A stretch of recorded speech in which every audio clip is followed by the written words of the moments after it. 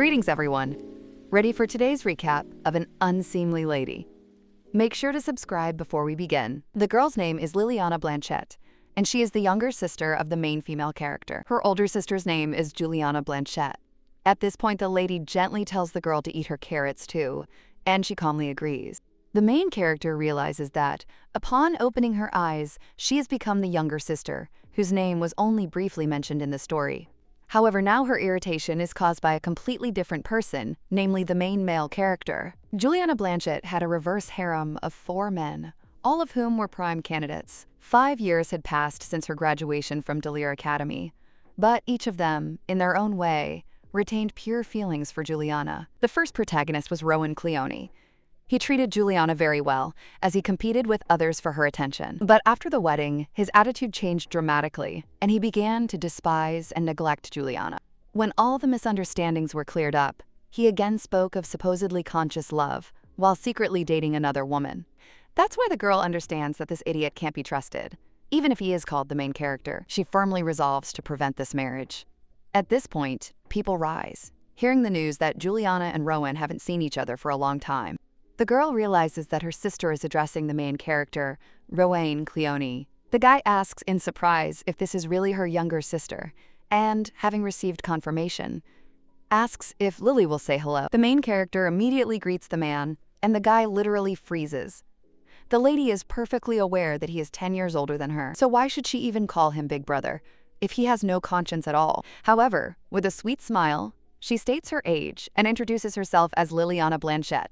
Rowan admits he didn't know he had a younger sister and notes that she looks very much like Juliana. She replies that she's told him this many times, and he apologizes. The main character understands that this is even for the best because he again demonstrated his inattention. Juliana asks what brings him here. The young man admits he came to ask for a favor. He looks at Liliana, and she wonders if he can't just say it straight out. After all, she is present here, and although Lillian did not appear in the original, now she is clearly in the way. The girl decides to just sit and listen, and the boy notes that it's difficult to talk in front of his younger sister. Liliana immediately asks what this is about, and the main character realizes that it sounds like complete nonsense. The guy explains that the problem is related to the inheritance of the title, and his father is too conservative and demands an engagement. Therefore, he invites Juliana to temporarily become his bride and live in his mansion. In exchange, he promises to fulfill any of her requests.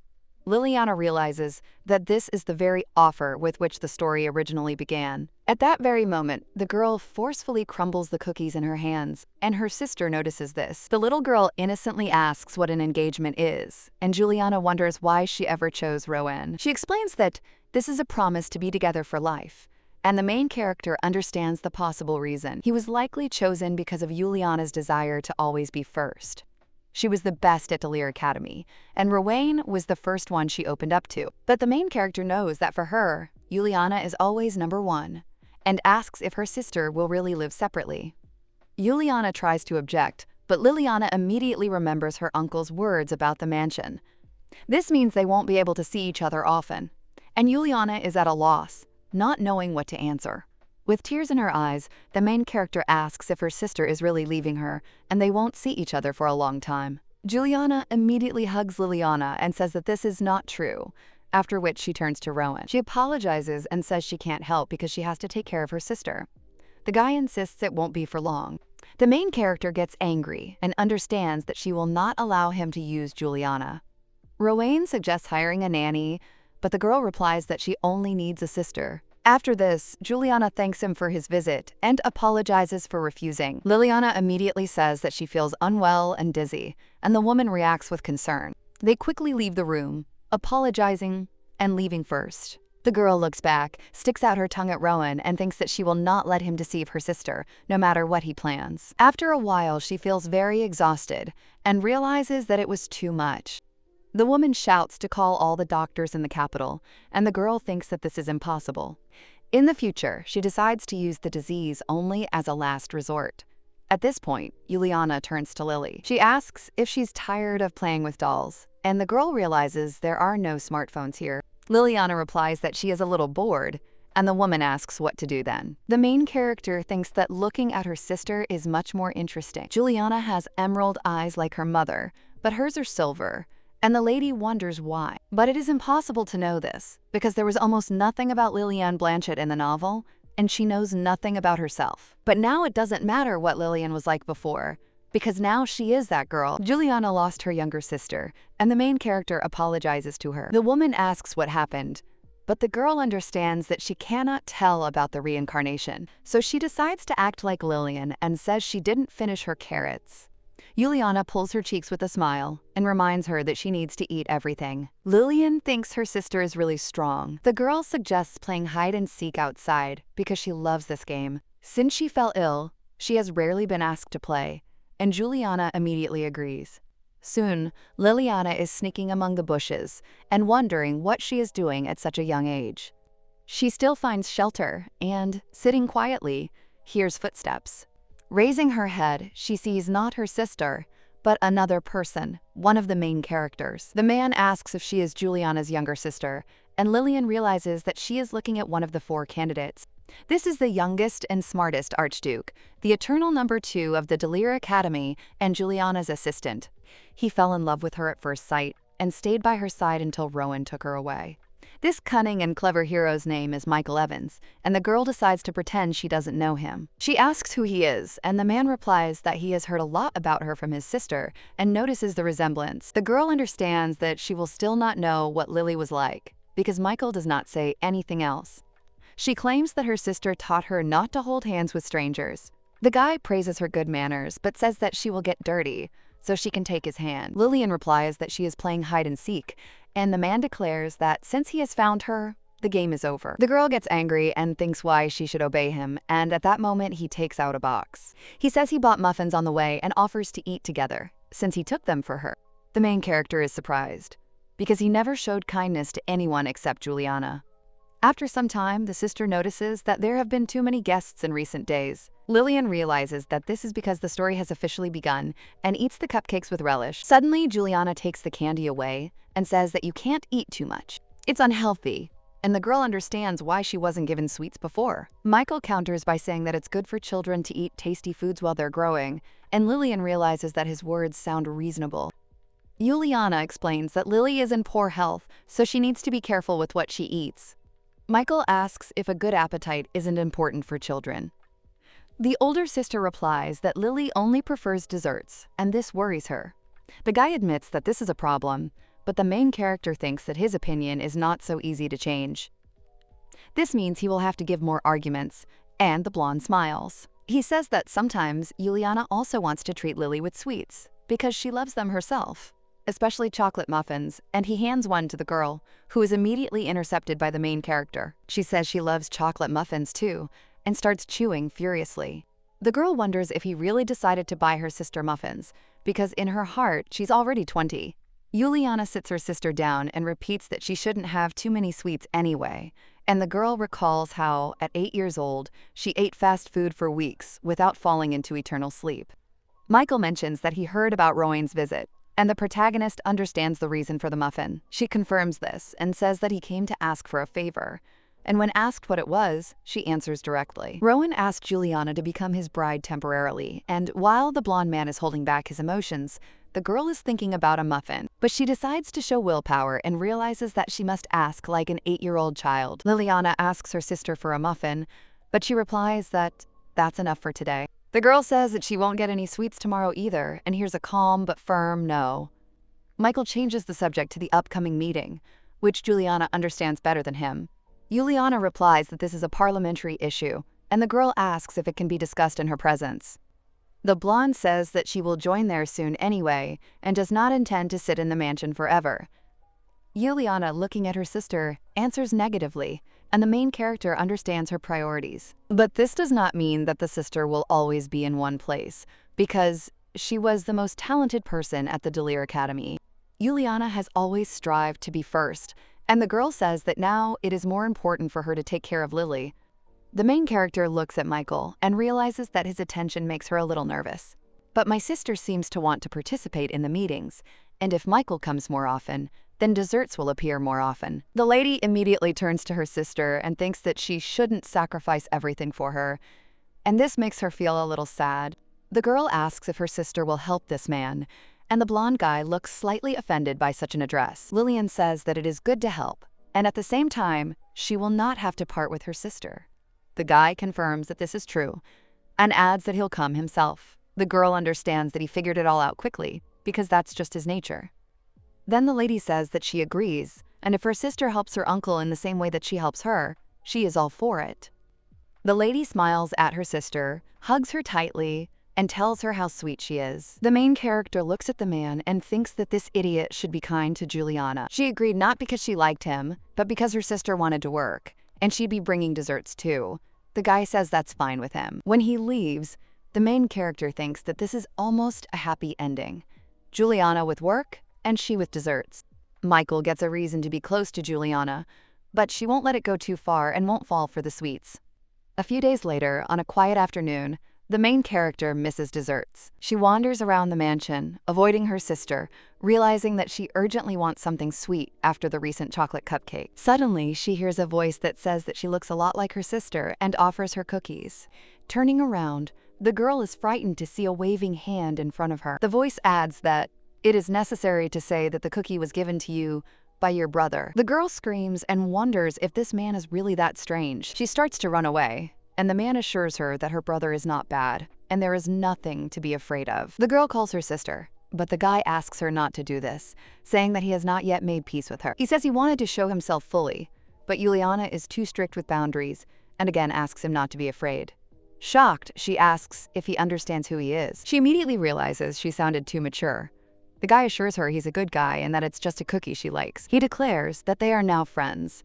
Lillian understands that if this is magic, then he is at least familiar to Juliana. Moreover, his character resembles one of the main characters. He was the unique idiot of the Delir Academy, the complete opposite of Juliana. His name is Alan Lowell, and the girl thinks he's an even bigger idiot in person. The guy yells at Lily to wait, but she knows he's going to keep talking whether she hears him or not.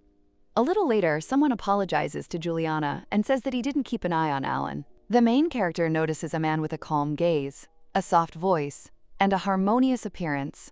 His name is Cedric Royston. Juliana asks if it was he who brought Alan, and the girl realizes that she was right. That very hand from the wall belonged to Cedric. In the novel, he was her favorite, but now he's just interesting to look at. If he had come out of the wall then, it would have been a violation, but that doesn't matter now. The girl thinks that this happened often. Alan got into trouble, Juliana got angry, and Cedric reconciled them. Lillian is surprised by how close her sister was to him, but is still angry about the scare and the lack of cookies. So the only thing left to do is eat them, but Juliana immediately says that there can be no more than 5. Alan says that Lily is even cuter up close, and Juliana asks how he knows that name. The guy replies that he heard him on the road and talked to her a lot. The girl is surprised by his memory and recalls that he spoke to her back then, from the wall. She realizes that he is a mage, although it is unknown whether Lillian was a mage. It wasn't mentioned in the novel, but Juliana possessed strong magic. Remembering this, the girl thinks that her sister could have set up magical boundaries in the mansion. Alan says again that his sister is cute, and the main character notices that he is looking specifically at her. The guy says that he came to apologize anyway. Juliana asks why, and it's clear from her face that she's angry.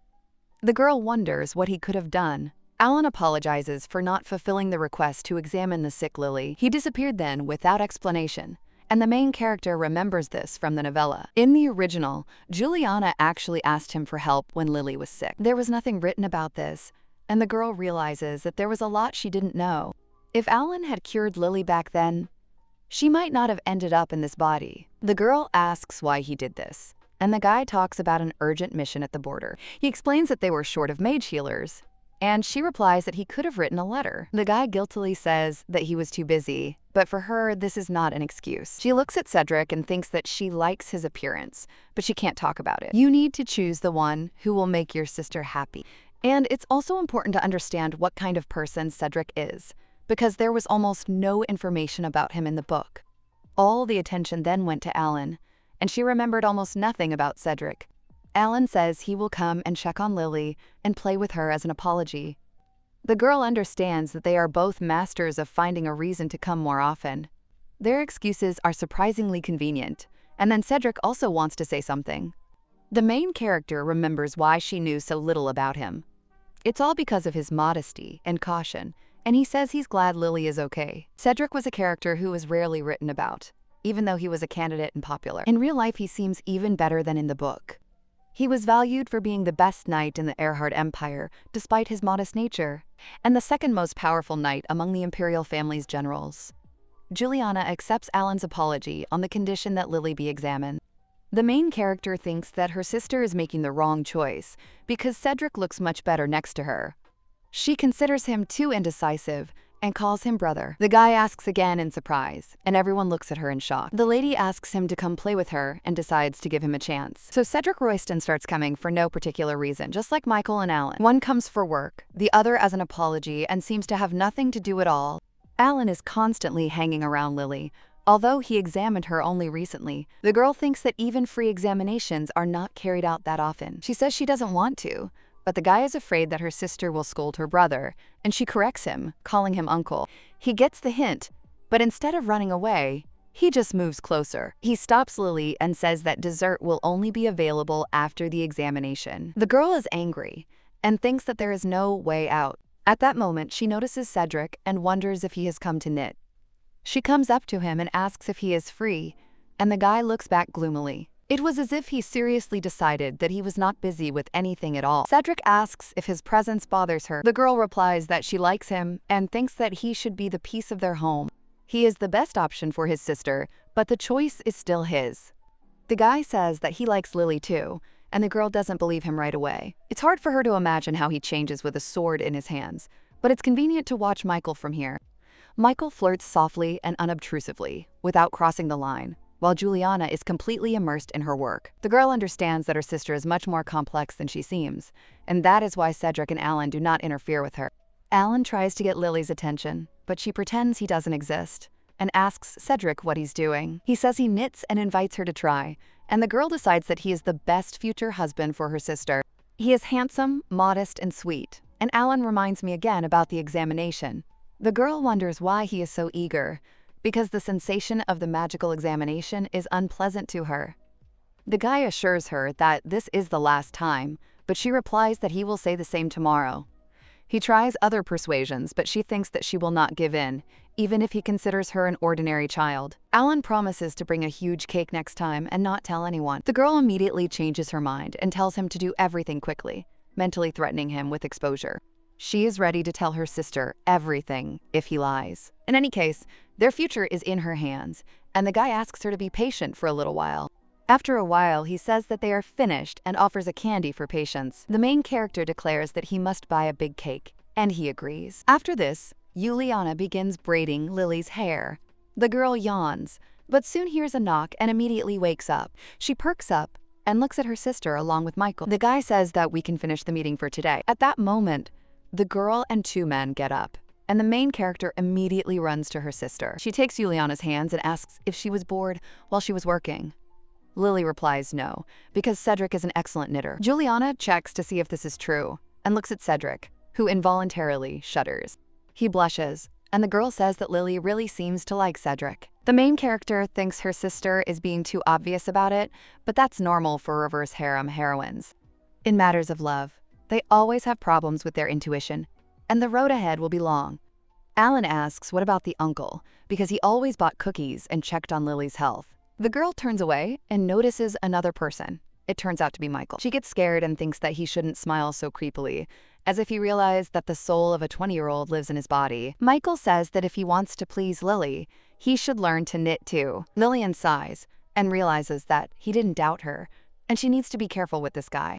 A few days later, someone greets Lily again and asks if she likes it when the man comes over. The girl looks coldly at Michael and replies that she and her sister were going to eat. She wonders why this idiot always shows up during lunch. Just recently, someone woke Lily up and said it was time to get up. She realizes that it is her sister and wishes her good morning. The girl notices that Juliana's beauty is becoming brighter every day, gets up and asks if the men will come today. Juliana replies that Alan will come in the evening to check his health, and Lily immediately says that she doesn't want to. But then she remembers that he promised cake on his next visit, which is today. So it will finally be possible to eat a big cake. My sister asks me what hairstyle to do today, because she's stuck with ponytails. Lillian says she doesn't want braids, because they make the back of her head hurt. Then Juliana suggests making a half ponytail and starts doing the hair. Lily looks at her sister and wonders why she looks so serious when she braids her hair. But it doesn't matter, because if my sister likes it, then she likes it too. And the morning goes by peacefully. Suddenly, Michael appears and offers to have lunch together, since he didn't have time to eat. The girl thinks that her quiet lunch is turning into a battlefield again. The guy looks at her pitifully, and she understands that starving him is still too much. She even finds it strange that he knows that Koreans are especially sensitive to the topic of food. She agrees, but on the condition that he sits further away, and understands that he will give in anyway. Michael notices that Lily doesn't seem to like him very much. He suggests calling him brother, like Royston, and asks if the desserts are tasty. The girl admits that they are incredibly tasty, and he asks what she doesn't like about them. She realizes that she simply doesn't want to trust him with her sister. Michael asks her not to hate him too much, and she understands that he is hinting at future meetings. The girl thinks this is complete nonsense, and soon lies down next to her sister. She realizes that she experienced lunch like a war, and this idiot is also going to buy dessert. Juliana hopes that Lily's picky eating habits won't get any worse.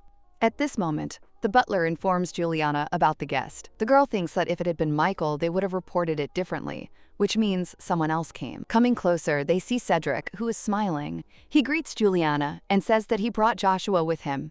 Cedric invites him to say hello to Lily and play with her, but the boy says he doesn't play with ugly girls. The main character thinks that he decided to stand out and understands that she will show him the power of her position. She tells her sister that she doesn't like this boy and the brother who brought him. Cedric is shocked and asks his nephew what happened. Joshua asks Lily if she knows who might like her, and she realizes he's nothing but trouble.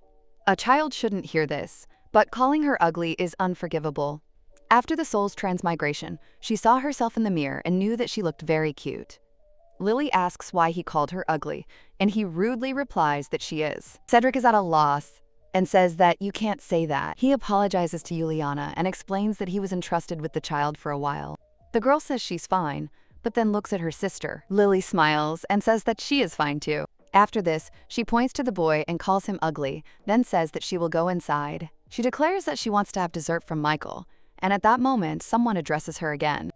They offer to walk holding hands, but she refuses, thinking that this is an attempt to get closer. Turning to Cedric, she sees that he looks upset. It's as if she's about to cry, and then she calls him to come inside too. The girl thinks that Cedric is too easygoing and is surprised by his nephew's character. After some time, she realizes that what is happening is already going beyond the pale. Sister says that Lily can only eat 2 desserts today. The girl remembers that it used to be 5, but she hears a firm no. Lily thinks her cute looks aren't helping, but there's cake from Alan tonight. She tries to survive until the evening, while Juliana hands Joshua dessert. The main character is angry because he eats what was bought for her. Joshua is silent, looking at the tart, and then smirks. He thanks her, and Lily thinks he's smiling on purpose. It's as if he thinks he's won. Juliana tells Lily that she has her own tart, and she shouldn't look at her friend like that. The girl almost cries and says that these are her desserts, but her sister remains adamant. Today you can only have 2, and Joshua loves tarts too, and Lily must understand him. The main character smiles and understands that her sister is teaching her patience, but in reality she sees that the boy is just teasing her. Juliana addresses Lily by her full name, and the girl understands the seriousness of the moment. This is not an affectionate nickname, but a final decision on desserts. Lily thinks this is a betrayal and declares that she hates her sister. She decides not to talk to her until she allows her to eat 3 tarts. Lillian knows she looks stupid, but she's only 8, and without that boy, everything would be different. She thinks about what to do next, because neither Cedric nor Juliana will make concessions. Only Michael remains, and even though it is a risk, she will enter into a temporary alliance with him. Lily asks if he bought tarts for her and calls him brother, surprising everyone around her. She looks at Joshua and realizes that he made a mistake by playing unfairly. Michael confirms that he bought everything for Lily, and the girl realizes that the plan worked. She asks if he can claim all the tarts as his own, and he agrees. The girl is happy, because this is exactly what she wanted to hear. She then turns to Joshua and asks if he wants dessert. He looks greedily at the sweets, and Lily says that she will give them to him if he says that she is beautiful. The boy blushes and screams again that she is ugly. This hurts her pride, because he insulted her appearance again. The girl pushes the desserts towards herself and says that then he won't get anything. Juliana asks what's going on, But Michael asks her not to interfere. He says that adults shouldn't interfere with children's games, and Lily takes the dessert and eats it. She enjoys eating alone and tells Joshua he is a liar. She claims that she is beautiful, and he tries to object. Lily says that if he tells the truth, she will give him the tarts, but if not, she will eat everything herself. The girl realizes that it seems that at home they don't allow him to eat as many desserts as he wants, which will outweigh the 5 cakes or his pride, and the young man, after thinking, decides to be patient for a little while. He ends up saying that the lady is beautiful, and the main character immediately smiles, asking if she is cute. The guy replies that they didn't agree on this, and Lily reminds him that the tarts are still hers. She understands that he is just a child, and it is useless for him to try. Then the boy says that she is cute, and the girl understands that this is enough. This is the price of his pride, and Lily keeps her promise, while Juliana only sighs quietly. Michael notices that Lily resembles him in some ways, and Cedric nods silently. The lady looks away and thinks that no matter how much she wants it, he will not get Juliana. Their union is over. After a while, she thinks it's all quite funny. Now she understands why adults like to make fun of children and says that her name is Lillian. She suggests calling her Lily and asks her to introduce herself in return, but the young man asks why, if she already knows his name. The lady says that she is going to eat a big cake later, and it is very tasty. The blonde introduces himself shyly, and the girl smiles, realizing that teasing Joshua is even more fun. At that moment, someone greets Lily, and she realizes it is Alan. He asks if she ate well, and the girl thinks how loud he is. She looks at Alan and reminds him of what he promised. The guy whispers that he brought the cake and hid it with magic so that Juliana wouldn't take it. Lily smiles and thinks that he keeps his word too. Alan looks at Joshua and asks who this child is, because he looks like Cedric. Cedric replies that it is his nephew, and Alan wonders why he brought him. Cedric asks them to wait, saying he smells something strange, and Alan looks away. He then approaches the children and says that he will try to finish everything quickly, and Michael asks what he is going to do. The main character realizes that Joshua is a real child. When they tell him to move away, he comes closer, and Lily sighs. She tells him to listen carefully because it might be painful and scary. She repeats that it is dangerous to stand close, and the boy begins to tremble. Alan echoes her words and looks at Joshua with a stony face. Lily scares him even more and screams at him to run. The boy runs screaming towards his uncle, and the girl laughs and calls him a fool. She realizes it's a lot of fun, and Alan says Lily has quite the temperament. Juliana watches with concern and says that her Lily is too cheerful today. The main character looks at Joshua, who is resentfully clinging to Cedric. She wonders if she's gone too far with the jokes and glances at her sister. She's sure everything's okay because she'll treat him to a big piece of cake later. After a while, Juliana tells Lily to say hello because from this day on, they will all be her friends. The girl is shocked and thinks that this looks like a friend search operation. She says she doesn't need friends, but Juliana promises more desserts, and Lily immediately changes her mind. Lillian thinks her sister is overly concerned about her socialization, but the double desserts sound convincing. She looks around and wonders where there are so many of them and why there are no girls among them. Earlier, my sister explained that the brothers brought their nephews and younger brothers. Juliana says that Lily will still be able to get along with them. The girl feels a little sorry that her sister says this with such a smile, but there is no point in arguing. It turns out that these are future candidates for the leading male role. Lily decides to prove that she has excellent communication skills, even without them. She waves to the boys and says that her name is Lily. One of the boys introduces himself as Aiden Evans. The girl understands that he is Michael's nephew and is a copy of Cedric in character. The other boy says his name is Luke Lowell, and Alan is his older brother. He says that Lily is very sweet, and the girl immediately notices this. He looks like a miniature version of Alan, and she would believe that he was his son. Juliana invites them to play together, but Lily understands that this cannot be allowed. She needs to be nearby and monitor the situation. At that moment, Cedric comes up to her from behind. He offers to play together, and the girl is surprised that he stayed. She asks if he has a job. Seeing his upset face, she asks if he needs to be with Juliana. Cedric replies that he doesn't want to disturb and that he enjoys playing with Lily. Juliana thanks him because she was worried that the children would be left alone. The main character realizes that Cedric is too shy, but Michael is no longer hanging around Juliana, and this makes her happy. Now Lily looks at the others and thinks about how to tease them. A few days later, the blonde boy complains that Lily is teasing him again. Juliana says that she has to get along with Joshua, and the girl holds back. She asks if her sister doesn't believe her, even though she understands that she was joking. She just didn't expect him to run and complain right away. Juliana says she hopes for good communication, and Lily replies that everything is fine. Then Juliana leaves, confident that her sister will have a good time. The girl realizes that everything is going according to plan and looks at Joshua. The guy flinches, and Lily realizes she was just joking. She decides to be kinder and asks if he is uncomfortable. From the look in his eyes, she understands that because of pride, he will not tell the truth. She promises not to do it again, but he looks even gloomier. Joshua asks if she is really 8 years old, and she says yes. Then he asks why she doesn't call him Big Brother. Lily thinks he's acting like a little old man and remembers the local customs. One of the boys asks if it matters, and Lily replies that then everyone should call him that. Joshua nods, and the girl agrees to call him Big Brother. She then asks about his birthday and is told that it is in April. Lily thinks and understands that he is only 2 months older. She says she will only call him that for 2 months. The girl starts laughing, calling him her 2-month-old big brother. She falls to the floor laughing, and one of the guys asks her to stop. Joshua yells at her not to call him that. Lily is still laughing, and someone notices that he is about to cry. The boy actually starts crying and screaming. The girl thinks that the adults will come running now, and at that moment, Juliana appears. She asks what happened, and Lily understands that nothing can be fixed. If she is accused, she will lose her desserts, and her thoughts become dark.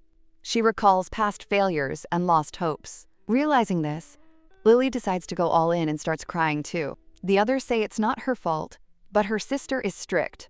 Juliana forbids her to eat desserts. Lily feels that the meaning of life has disappeared. The mansion's offices were large and confusing, and the owners were not at home.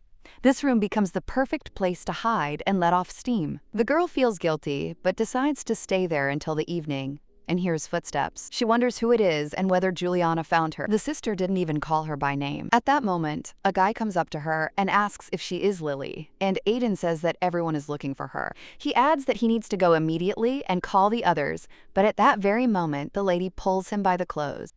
The guy loses his balance and falls, and the girl wonders if she really pulled that hard, because it doesn't seem possible to her. She immediately gestures for him to be quieter, and he replies that he expected a much louder voice from her. At this time, the main character looks down, and the guy curiously asks if she is hiding here. The girl looks at Aiden and warns him not to tell anyone, otherwise she will take all the desserts from him and eat them herself.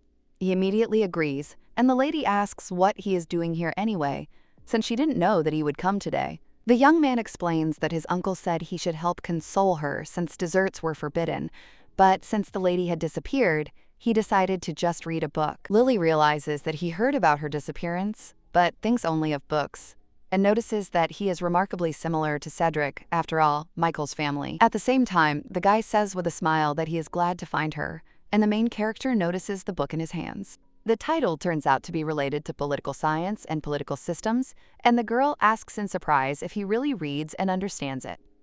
Lily thinks that he is her age, and comes to the conclusion that the guy really is a genius. He's only 8 years old, and he's reading about politics, which clearly reflects the Evans family's upbringing. The guy replies that there is nothing special about it, and everyone is the same. But it is clear to those around him that Aiden is a rare smart guy, and is not at all like Michael. The girl asks if he will read here, and if she should leave, but the boy grabs her hand and says that she can stay.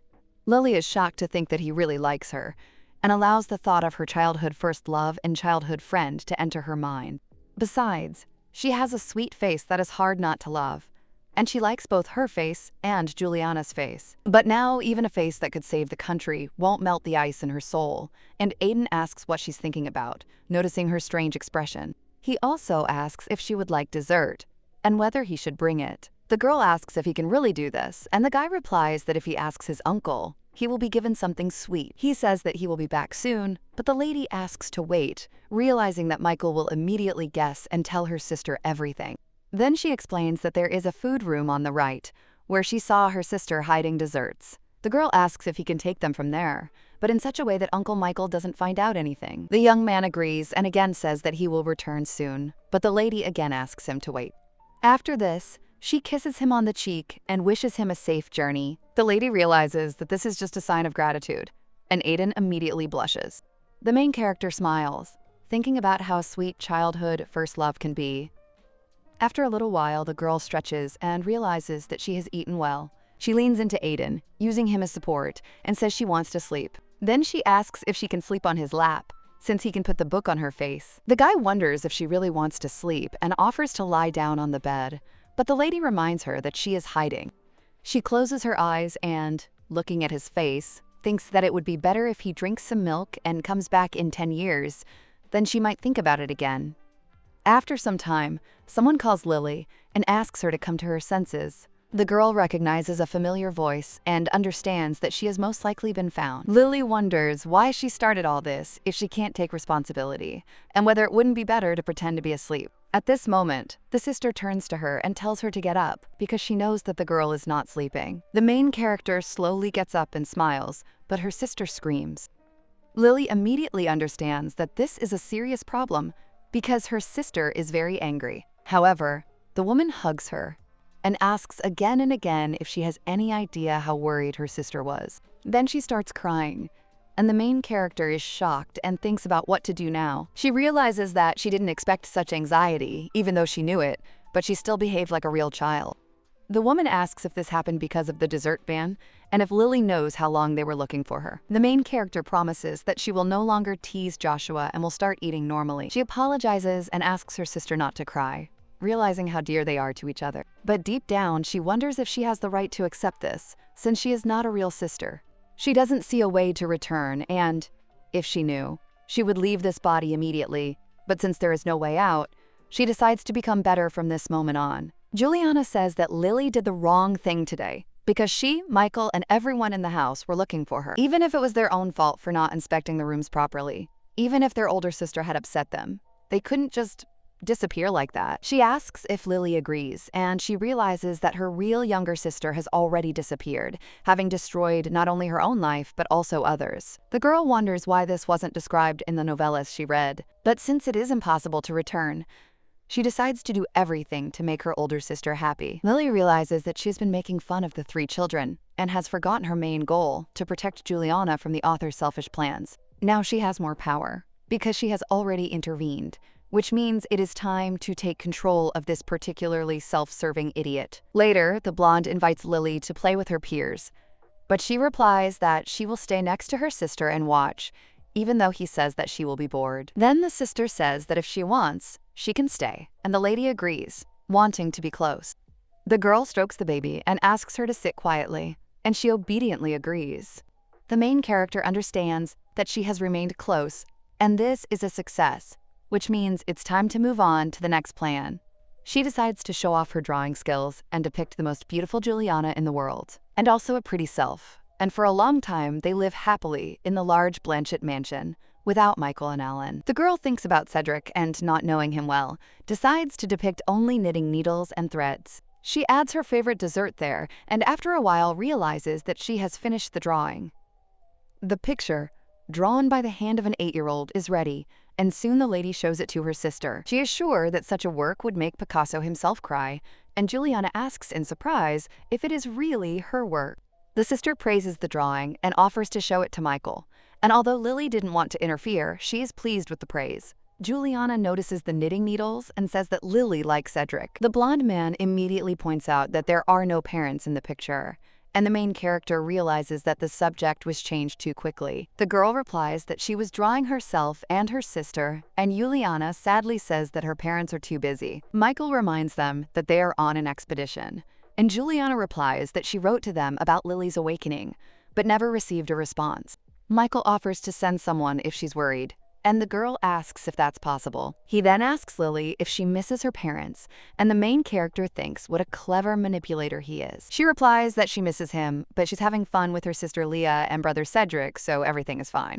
The boy twitches slightly, and Lily realizes he didn't expect to hear Cedric's name again. She adds that last time Cedric gave her a ride on his shoulders and asks her sister if it's true.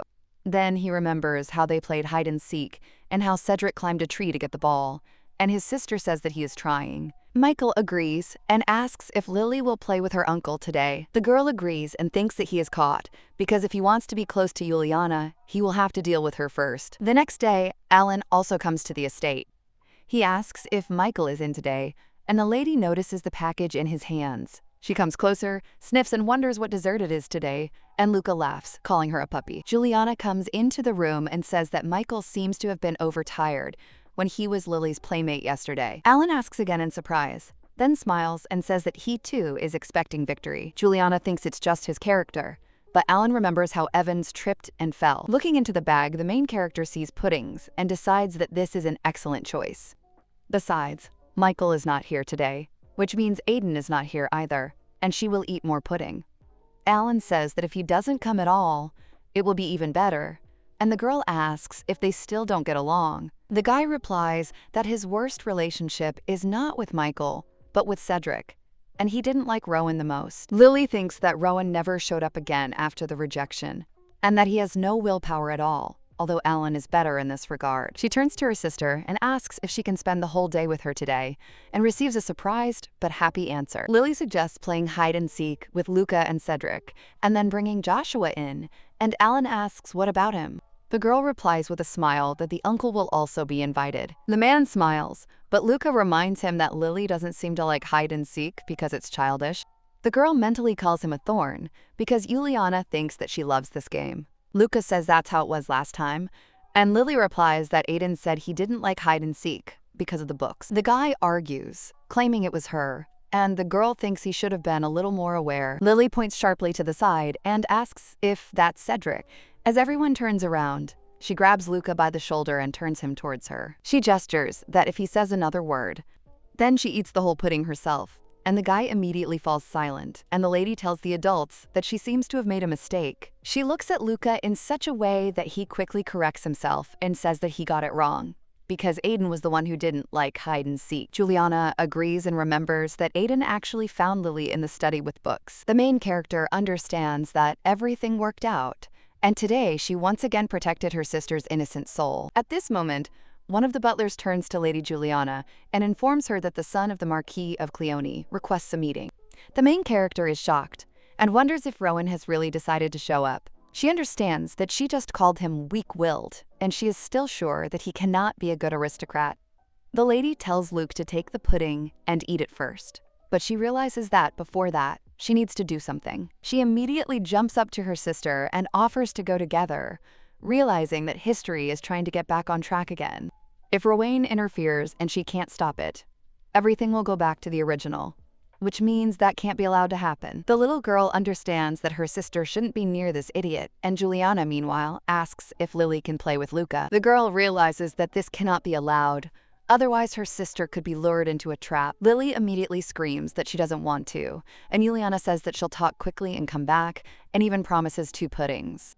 The main character almost agrees, presenting one with custard and the other with chocolate. But she understands that it is impossible, and immediately grabs her little sister, deciding not to let her go alone. Then Alan declares that he will go with them because he also wants to see his face. The girl smiles, thinking this is a great idea, because Alan will become a nuisance, and decides to call him brother. Juliana says that she will be able to talk to him later, because the guy probably came on business, and Lily understands that he will again press on her weak points. Alan doubts that he will come to him at all, and suggests that they just go together. But Juliana replies that someone needs to look after the children. She asks him about it, and says that she will return soon, wishing them a good time. When she leaves, Alan is left perplexed, and Lily thinks that if Michael were here, he would have sorted everything out. But he was overtired, as always, at the wrong time. At that moment, someone else enters the room, and the girl thinks that it is almost like with that pathetic guy. She wonders if Michael left Aiden with Cedric and waves to the children. Aiden waves back, Joshua turns away, and Alan turns to Cedric, saying that it just happened. He asks him to look after the children, and Cedric asks where he is going. Alan replies that Rowan Cleone has come to see Juliana, and adds that he will go first, as there is no time. He asks Cedric to look after the children, and Lily is worried that Alan is going alone. She understands that if she goes alone, Cedric will stop her. But if they all go together, something can be thought of. If her sister catches her, she will be able to find an excuse, and Lily decides to take action. She asks if the boys want to play, and warns that she won't repeat it. She announces that they have a secret mission, and it is an important mission where they cannot get caught. Lily will be the leader, Brother Cedric will be the commander, and the rest will be her subordinates. Joshua immediately declares that he also wants to be the leader, and asks why it has to be a girl. Lily replies that if he agrees, she will give him her pudding. The guy nods immediately, and she realizes that the plan worked. After a little while, they walk one after another, and Lily feels that the goal is already close. She wonders where Alan is, because he should be inside, and if not, he could have gotten lost.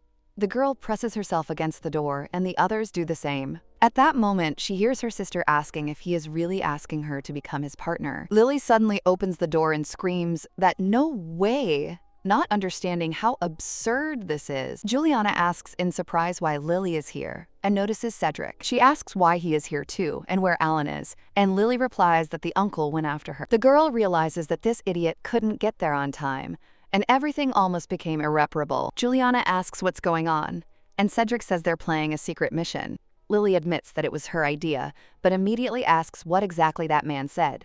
And did he really propose to become her partner again? Because then his sister would reject him again. Rowan is silent, but someone speaks to him and he flinches. It turns out to be Cedric, and Rowan feels pressure, but Juliana asks not to scare the guest. Cedric replies that he is not afraid, but is simply glad to see him after a long time. Lily asks her sister again what exactly the man said, but Juliana points out that this is not the way to behave in front of guests. Rowan gets up and says that today is probably not the day and he will write later. Lily asks him to wait, and realizes that Cedric did a great job. Rowan runs out of the room, promising to write, and Juliana turns to Cedric. She says that she shouldn't have brought the children, and the guy, wilting, apologizes. Lily says that it was her request, and Juliana asks if she just wanted to greet the guest. The girl replies that if her sister is with this man, she will go very far away. Juliana hugs her and says that she is not going anywhere. She asks why Lily still thinks that way, and Cedric turns to Juliana. He speaks of the partner he mentioned to Cleone and asks if she would like to go with him to the prince's banquet. Lily wonders how their shy Cedric has become so bold.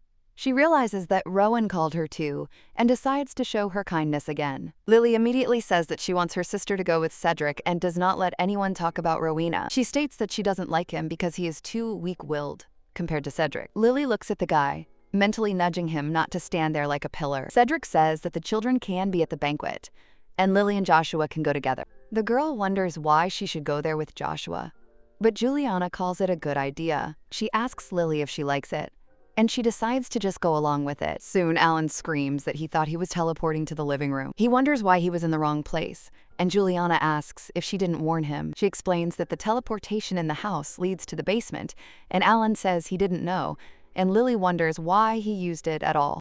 Now she understands why he wasn't in the living room, and decides that next time, he'll ask in advance. Juliana says she doesn't understand why everyone, even Cedric, doesn't like Rowan. Everyone falls silent, and Lily thinks that only her older sister doesn't see it. She looks at Joshua, who is enthusiastically eating dessert. He already has 4 puddings, and 2 of them were originally hers. The blonde closes the puddings and asks why she is looking at him like that. Lily thinks he's rude, and Juliana notes that Lily often fights with Joshua, but gets along with Luca and Aiden. Cedric says Joshua was up first today and ready to go out right away, so he doesn't think he doesn't love her. Lily is lost in thought, and Alan asks if they talked about the prince's birthday banquet. Juliana replies that children Lily's age are allowed to attend. She adds that Lily loves sweets, so she will take her with her, and she understands how well her sister knows her. She explains that the food will be prepared by the Empire's chefs, with handmade cakes and the finest desserts. Alan listens with interest and then asks, does Luke want to go with them? And he agrees, and Aiden also raises his hand. Juliana says that she will tell Michael, and he will surely agree. Aiden hands Lily his pudding, and she thinks it's best to pay attention now. The girl thanks him and says that she likes caring people. She hopes Joshua will notice this and draw conclusions. The blonde is silent for a moment, and then turns to Lily. He hands her the pudding and asks if she wants another one, and the girl is happy. Juliana says that it will be good if Lily doesn't get into trouble, and she promises to behave quietly. She thinks that the dance evening is stressful, but she is glad that she is still a child. She is concerned about whether her sister will dance, and Juliana replies that if Lily wants it, then so it will be. Lily asks if her sister will wear a nice dress, and not something drab. Juliana says that Lily doesn't have any suitable clothes and there's almost no time left for the boutique, and Alan asks if the dress is that important. Juliana replies that this is Lily's first banquet, and she must look beautiful. After some time, Michael says that blue would suit Lily better. Juliana thinks that pastel colors would suit pink hair, but the look is lost. Michael adds that they tried dark colors too, but even gray didn't work. Several hours pass, and Juliana turns to Lily again. She asks if she'll try on another dress, and Lily silently asks for someone to stop them. She remembers Juliana saying that there was no time in the boutique, and Michael noting that dark colors ruin her skin tone and that blue would be better. Juliana agrees, and Lily realizes that Michael has cleverly taken advantage of the moment. Lily says that since she enjoys eating more than dancing, a comfortable dress would be best, and asks Madame Dwell to make the style looser, after which they are invited to sit down. The lady calmly replies that everything is fine, and she'd like to do it herself. She asks if it would be tactless. The woman immediately becomes genuinely delighted. The main character understands that this girl can easily sew at least 100 dresses for her sister. Michael says velvet is too heavy and collects dust, so silk is better.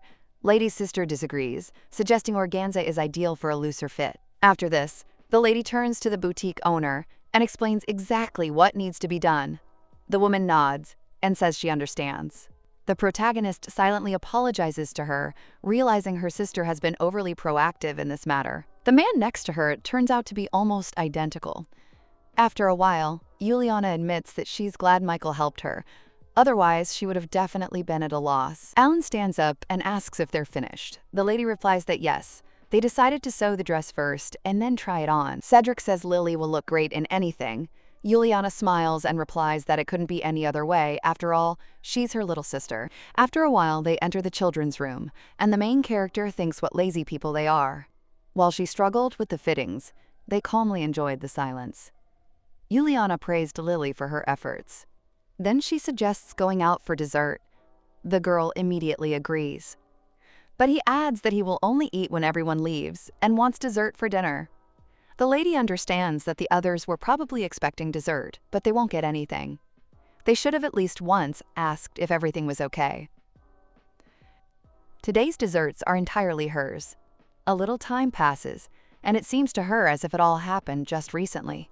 Finally, the long-awaited day arrives, and very soon she will try desserts from the Imperial Palace. Soon the girl is already on her way to the palace with her sister. Juliana says that if Lily wants to go somewhere, she should definitely let them know, and always go with friends. The girl nods in response. Lily thinks her sister should take a closer look at Cedric, and then she notices that he's not around. At that moment, someone addresses Juliana. He apologizes for being late, explaining that the road was blocked so he had to run, and he entrusted Joshua to Evans. The main character looks at his shirt and thinks the buttons have had a hard time. It's the first time she's seen anything like that. Juliana calms Cedric down and tells him that everything is okay. She asks him to tilt his head slightly and adjusts his hair. Cedric is embarrassed, and the main character thinks that she would easily believe it if someone said that there is something between them. A little later, Alan and Michael arrive. The blue-haired boy says that Juliana looks especially beautiful today. Michael adds that she's always beautiful. He asks if the Emperor has given a congratulatory speech. The main character notices that the children are also dressed up. Michael says he doesn't think the Emperor will come because it's the second prince's holiday. The main character wonders if the second prince isn't worthy of attention. He's her age, but she's never seen him. Looking around, the lady realizes that this place looks like paradise. Cedric approaches Juliana, kisses her hand, and asks if she wants to dance. The main character thinks she would definitely fall for such a gesture herself. It's a direct hit, but Juliana remains true to herself and simply agrees. Lily tells her sister that she'll go with the boys to look for something tasty. Juliana asks her not to go far from Michael and Alan. The main character thinks she's not going to worry her sister. She won't cause any problems, although she's a little worried about Luca and Joshua. Aiden tells Lily there's chocolate cake there and asks if he should bring her a slice. She thanks him and agrees. Michael also decides to look for sweets that she will like and asks if she will wait. Alan suggests Evans stay put while he goes for dessert. The protagonist realizes they're incredibly curious about what's going on between Cedric and Juliana. She says she'll be here and let them come, because she's going to try everything, so she gives them a chance. One of them recalls that Leah said someone should stay with the children. Michael suggests Lowell stay. but he replies that Lily is smart enough. The main character thinks that Cedric would never leave her alone, and does not know if Juliana will grumble. She looks at Luke and asks where Joshua is. He replies that there are too many people around, and Joshua has left. He doesn't like any of this. The main character asks again but immediately jumps up. She understands that he should have told her before leaving and immediately runs out into the street. She shouts to Luke that she will quickly find Joshua and return, and tells him to stay put. Luca reminds that the elder asked her to be there, but she promises that she will return soon. The girl runs outside and calls out to Joshua. She says that if he doesn't show up now, next time he won't get any dessert. She understands that if it gets any darker, she won't find him, and calls him again. As she walks down the stairs, she sees a fair-haired boy, grabs him by the shoulder and calls out. When he turns around, she realizes she's made a mistake and doesn't immediately realize who it is. The guy asks who she is, and the main character realizes that this is the second prince. She wonders whether she should address him respectfully, since he speaks to her simply. This informality makes the situation seem dangerous and ambiguous. She quickly says that she mistook him for someone else, and realizes that the best way out is to leave. The prince asks how she dared to touch him, and from the way he speaks, she is finally convinced of who he is. Looking closer, she sees that he doesn't look like Joshua at all. White hair, red eyes. He even resembles a little rabbit.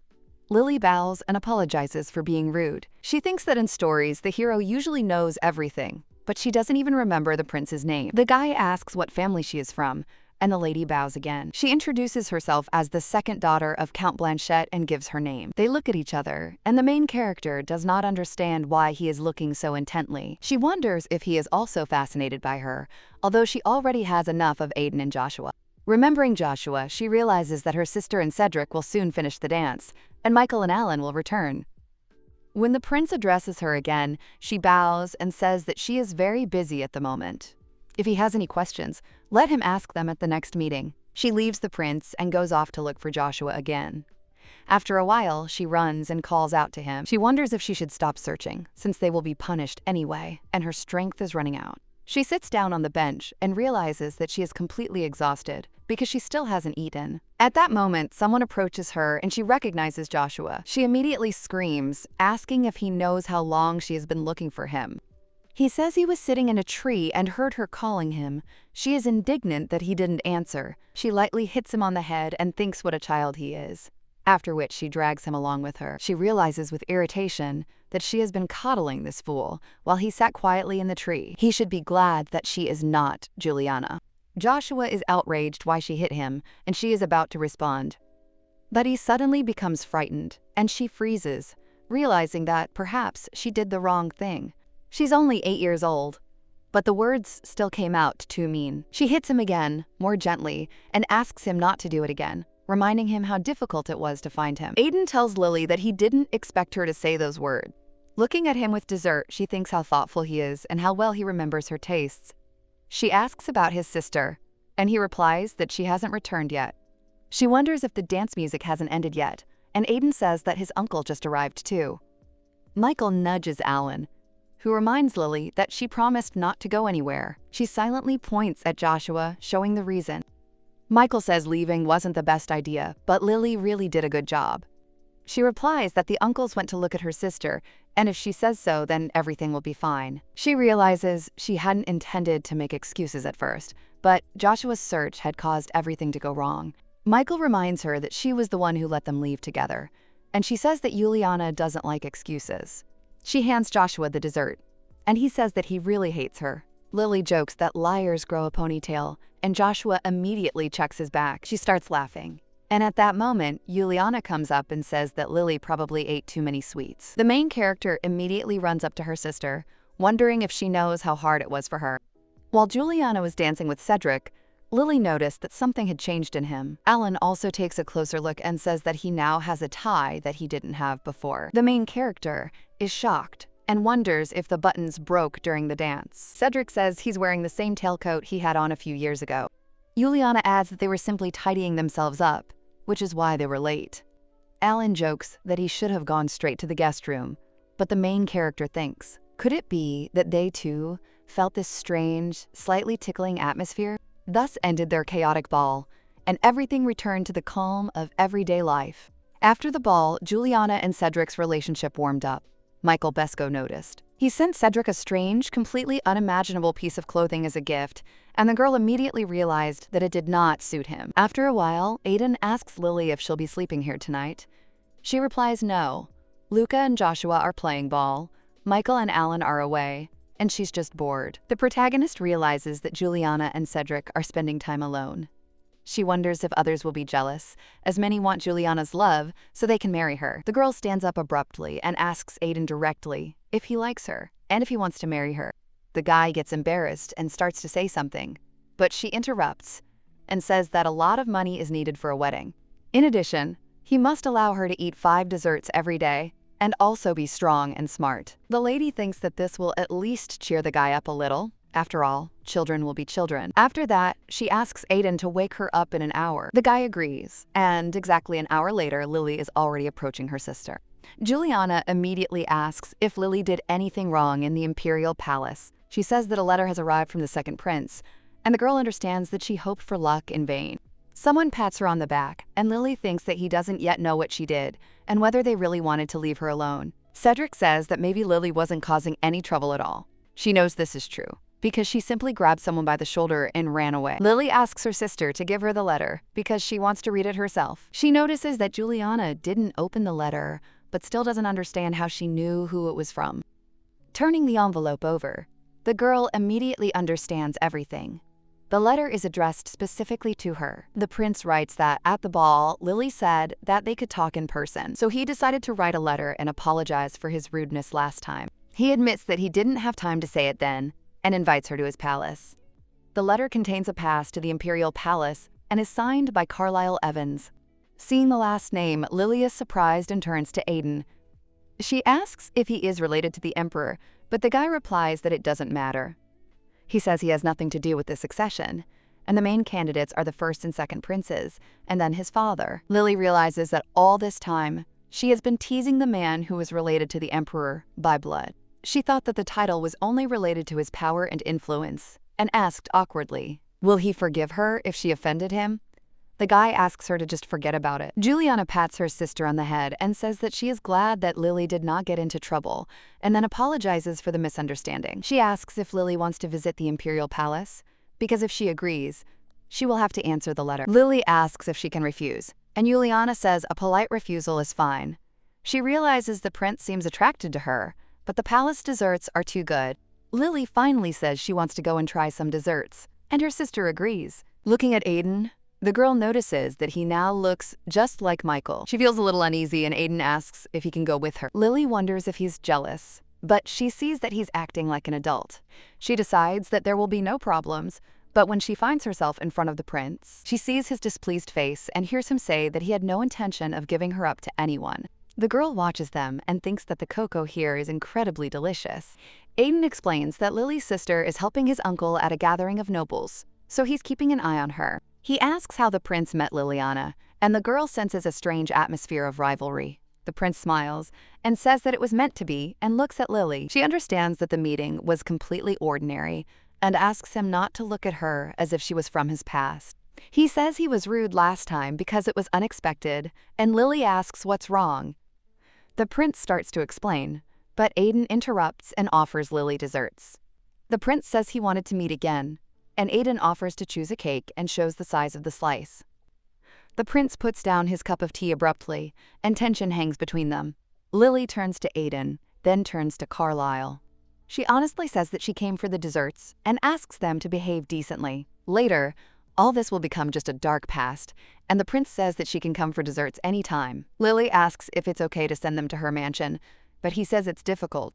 Otherwise, he won't be able to see her, and the girl thinks that he doesn't speak at all like a 10-year-old boy. She is surprised how, while choosing a husband for her sister, she collected a whole reverse harem, blaming Cedric for everything. Lily mentally gives Cedric Rayston a 50 and knows things are going to get tough.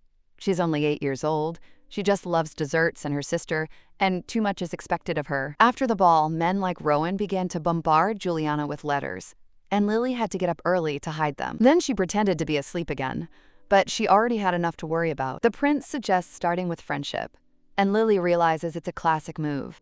He promises to send the imperial pastry chef every week. The girl smiles and says that from that day on they are friends. Aiden says he can send someone too, but Lily mentally asks him to calm down. In her eyes, they both look funny, and she tells the prince that they have an agreement.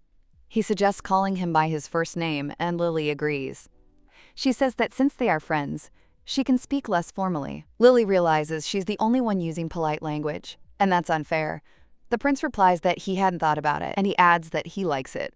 The girl understands that he wanted to joke with him, but his smile is reminiscent of a rabbit's, and she decides that's even better. Lily says that Carlisle and Aiden should live peacefully because they are both her friends. The boys look at each other gloomily, and she continues to eat desserts, not paying attention. Carlisle, as promised, sent the imperial chef every weekend, which Juliana was unhappy about. She couldn't refuse the gifts, but she also couldn't watch how much Lily ate. That's why I introduced a rule of sharing desserts and inviting 3 children. Lily understands that even this will not cool her love for sweets. But suddenly she feels pain and realizes that a new problem has appeared. Aiden asks what happened, and Joshua asks where it hurts. Lily sees an expression on his face as if he knew everything. Luke says Lily doesn't frown when she eats desserts, and she asks him to concentrate. Aiden is worried and asks if she has a toothache, and Lily silently asks them to be quiet. She tells them to listen carefully, because this concerns everyone. If my sister finds out, she will definitely say that she warned me. And from that day on, sweets will be banned, and the cook will be forbidden to come. Lily explains that this is exactly how it will be and asks if they understand. Luca asks what to do. Joshua suggests simply pulling the bad tooth, and Lily thinks he's the same as always. She doesn't understand what to do and whether it's possible to cure a tooth with magic. Aiden says it will get worse if things are left as is, and Lily knows it. He suggests turning to Luke's older brother. Lily realizes it's Alan, and that if they're together, she'll have a chance. One day she calls Alan Big Brother. The guy is shocked and asks why she called him that. Lily asks him to fulfill one request, and he asks what it is. He jokes about desserts and magic, but she says that's not the point and asks him not to tell Juliana anything. He agrees, and Lily whispers that she has a toothache, but she wants to keep eating sweets. She asks if he will help her. Alan asks, with a kind smile, if she will then call him Big Brother. Lily understands that he also wants to score points in front of Juliana. She agrees, but only this once. Alan says she needs to brush her teeth better. Lily promises to do so, and he remarks that he doesn't like it when people call him that only when they have to.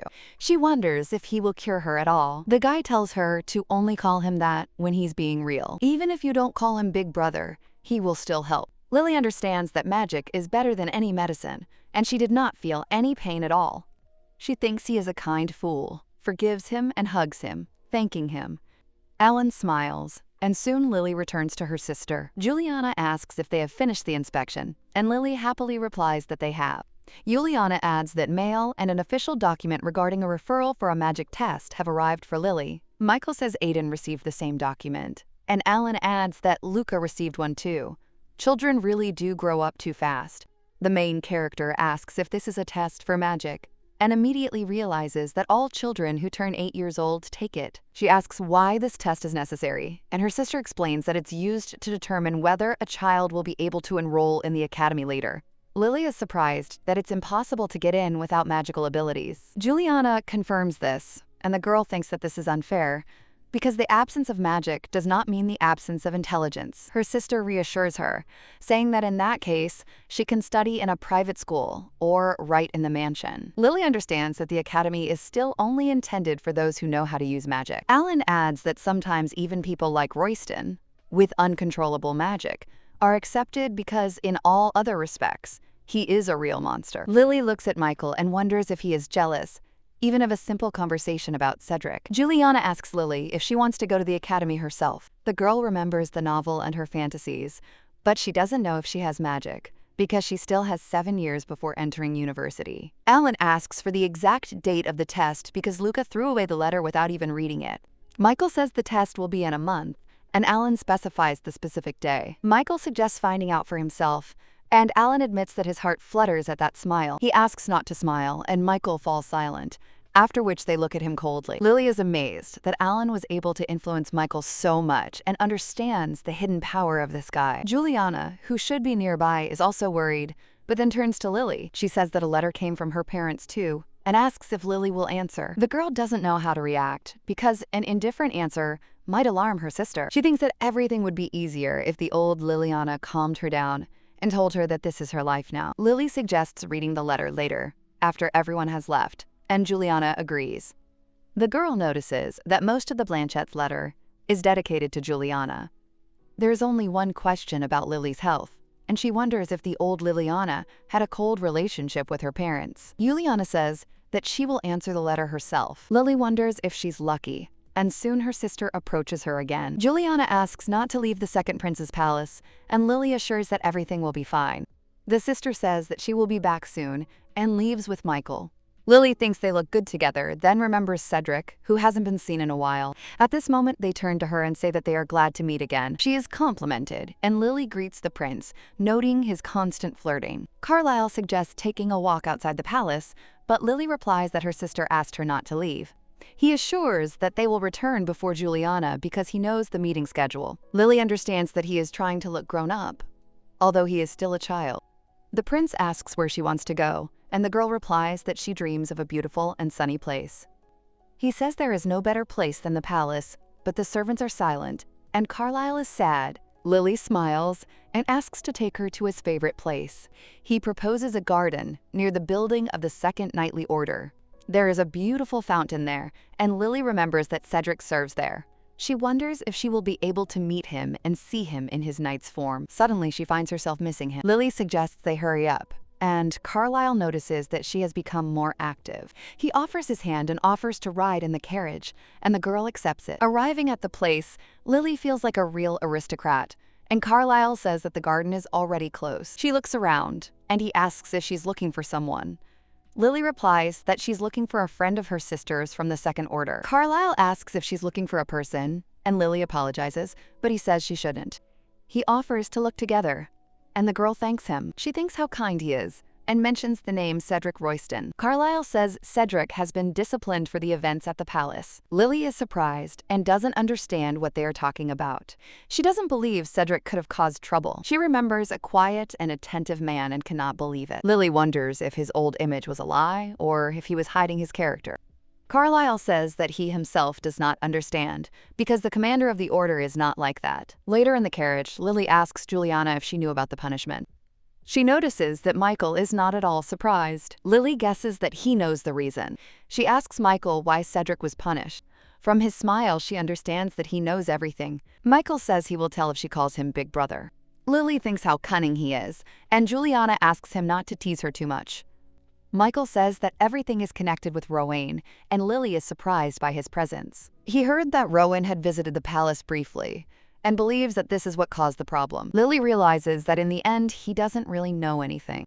Rowan met Cedric at the palace, and it's hard to imagine that he started the conflict himself. But he saw Cedric as Juliana's partner at the ball. Because of his complex, he couldn't pass by, and Juliana thinks he was wrong. She says she needs to visit Cedric, but Lily thinks she's too tired and wants something sweet.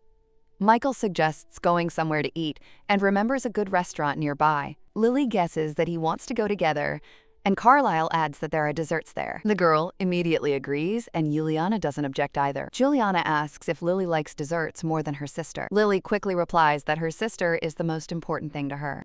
Juliana says that for her too, Lily is more precious than anyone else. Lily's heart becomes heavy for no apparent reason. She thinks that it is enough for Juliana to be happy with the right person, but he still doubts whether he has the right to decide her fate. She understands that Juliana must choose for herself, because Lily is not a real younger sister. At the table, Lily eats without an appetite, and Juliana asks if something hurts. Lily denies it, and her sister asks her to tell her immediately if anything happens. Juliana wonders why Lily isn't eating dessert, but she says she's full. Lily is confused and cannot admit the truth. She understands that if she talks about the book and her origins, everything will fall apart. She will be considered crazy or simply kicked out. The relationship will be ruined forever. Lily understands that loneliness is possible, but she doesn't want to lose Juliana. She realizes that she fell in love with her not as a character, but as a real sister. Lily says she wants her older sister to be happy. Juliana apologizes to Michael and asks him to wait until they move away. Lily understands that she could have done it alone, but it would have taken a lot of time. Juliana doesn't want to leave her and leans towards Lily. She asks to look at her, and Lily understands that it is impossible not to love her. Lily apologizes to her sister, realizing that she didn't mean to take her place. Juliana asks if something happened in the palace. Lily answers negatively, and her sister remembers the hidden letters. Lily is surprised how she found out, but Juliana says she is not angry. She wondered what Lily did in the mornings. Juliana asks if Lily is okay with her dating. Lily thinks she was wrong to think her sister was naive. Juliana says that everything is fine and that Lily is more important to her than anyone else. Lily apologizes again, and Juliana says that now they can speak sincerely. She promises to only do what Lily wants and not date anyone she doesn't like. She believes that Lily, unlike her, is a much better judge of character and can help her find the right man. The protagonist realizes that instead of reproaching her, her sister asked for her help. In order for gentle Juliana to be happy with someone else, she is ready to support as much as it takes. In exchange, the girl asks her sister to tell her right away if she meets someone she likes. She agrees without hesitation. The girl realizes that a similar day will come when she will again have to repent, worry, and be afraid. But she can't abandon her little sister. So under the pretext of caring about her happiness, she hides her own pathetic feelings of guilt. After some time, they return to the restaurant, and the main character notices that her dessert is still there. He looks even better than before, and Michael assures that he asked to replace all the desserts with fresh ones. Lily realizes that sometimes he exceeds her expectations. At this point, the lady's sister asks if the girl will eat now. The main character nods and remembers that Juliana allowed her to have something sweet today, so she decides not to think about anything else and focus only on dessert. The eclair turns out sweeter than ever, so sweet that the taste almost tastes bitter. A few days later, Cedric arrives at the mansion as if nothing had happened. Looking at him, the main character wonders if he's gotten even bigger. While he was suspended, all he did was train. Juliana notes that Cedric has become even stronger. The guy is embarrassed, and the main character thinks that during this time, Alan and Michael have scored points. Juliana says she heard about the suspension and wonders if it has anything to do with Rowan. She asks what exactly happened, but the guy replies that nothing special. Meanwhile, Daniel turns to Lily and says he wants chocolate cake, but she replies that it's peach tarts today. She thinks he should wait a little, as she's still curious about the reason for his suspension. Michael remarks that he doesn't think Royston will tell anything just because the lady asked. The girl also sees Aiden, who can barely keep up with his uncle's steps. The main character understands that he clearly tried, and Juliana asks if that's why. Because she chose him as her partner instead of Rowan. The girl adds that it seems she was right, as there was no reaction. Alan approaches them and suggests that they go inside and talk calmly. The main character notes that these three children of the bigwigs are also here today. Juliana turns to Cedric and tells him that he shouldn't hide the reason for what happened. Michael suggests going into the living room, and the main character realizes that she is going to take the most comfortable place. After some time, the guy declares that he knows what Cleone really is like. Michael talks about his strong feelings of inferiority. Alan adds that he's stupid, withdrawn, and acting like a victim, having misunderstood the events of that day. Juliana notes that it's not a good idea to talk about someone behind their back. The protagonist understands that her sister doesn't deny what she heard, and she didn't expect such words about Rowena. She also wonders if protagonists don't have other forms of compensation, or maybe such traits can't be offset by other virtues. Cedric says that, in any case, just as Leah said, the guy approached him and started picking on him, and then started talking about Leah. The girl asks what exactly he said, but the guy replies that he can't repeat it. The main character understands there was hardly anything good there, especially if it cannot be told to Juliana. Perhaps it was dirty rumors or low-grade gossip. Cedric says he responded rudely and told him to get lost, but he didn't stop, and Alan asks with interest if he hit him. The boy confirms, and Alan asks if he put him into eternal sleep. Cedric replies that he only scared him a little. The blue-haired boy says it clearly didn't seem like a big deal to Rowan, and asks how exactly he intimidated him. Cedric replies that he simply drew his sword and said a few words. He is asked if he was aiming for the neck, but Cedric insists that he did no harm. The protagonist understands that Cedric can be too passionate at times. Juliana adds that no matter how angry he gets, he's still. It was not worth doing this, because he is the leader of the Knights, and a 3-week suspension is a serious punishment. Cedric apologizes to Juliana, but admits that he does not regret what he did and would have done the same in that situation. Alan smiles and remarks that he would have gotten punished again then. The main character watches them, and he realizes that they look like friends again because they always stuck together at the academy. She then turns to Aiden and asks if he knows how to use magic. He replies that he only knows the theory and hasn't used it in practice. Lily is surprised and asks if this is true, as she thought he'd already tried. He says it wasn't that simple, and she reflects that even such a genius struggles with magic.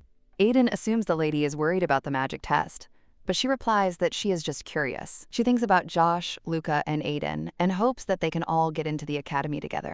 Aiden looks at the elders and replies with a smile that he wants the same. The main character also wonders if Carlisle is going to enter the academy. Sometime later, the day of the magic test arrives, and Juliana asks Lily not to worry so much. The protagonist knows that Juliana's magic absorbs light, and she would like to study something similar. Magic is an efficiency that cannot be compared to technology. It used to be just a fantasy from novels, but now it doesn't matter so much. Even if she can't use magic, being ordinary isn't a bad thing, since extraordinary abilities are harmful to the body. Only by knowing how to use magic in moderation can one truly enjoy it, so the lady understands that there is no point in counting on anything.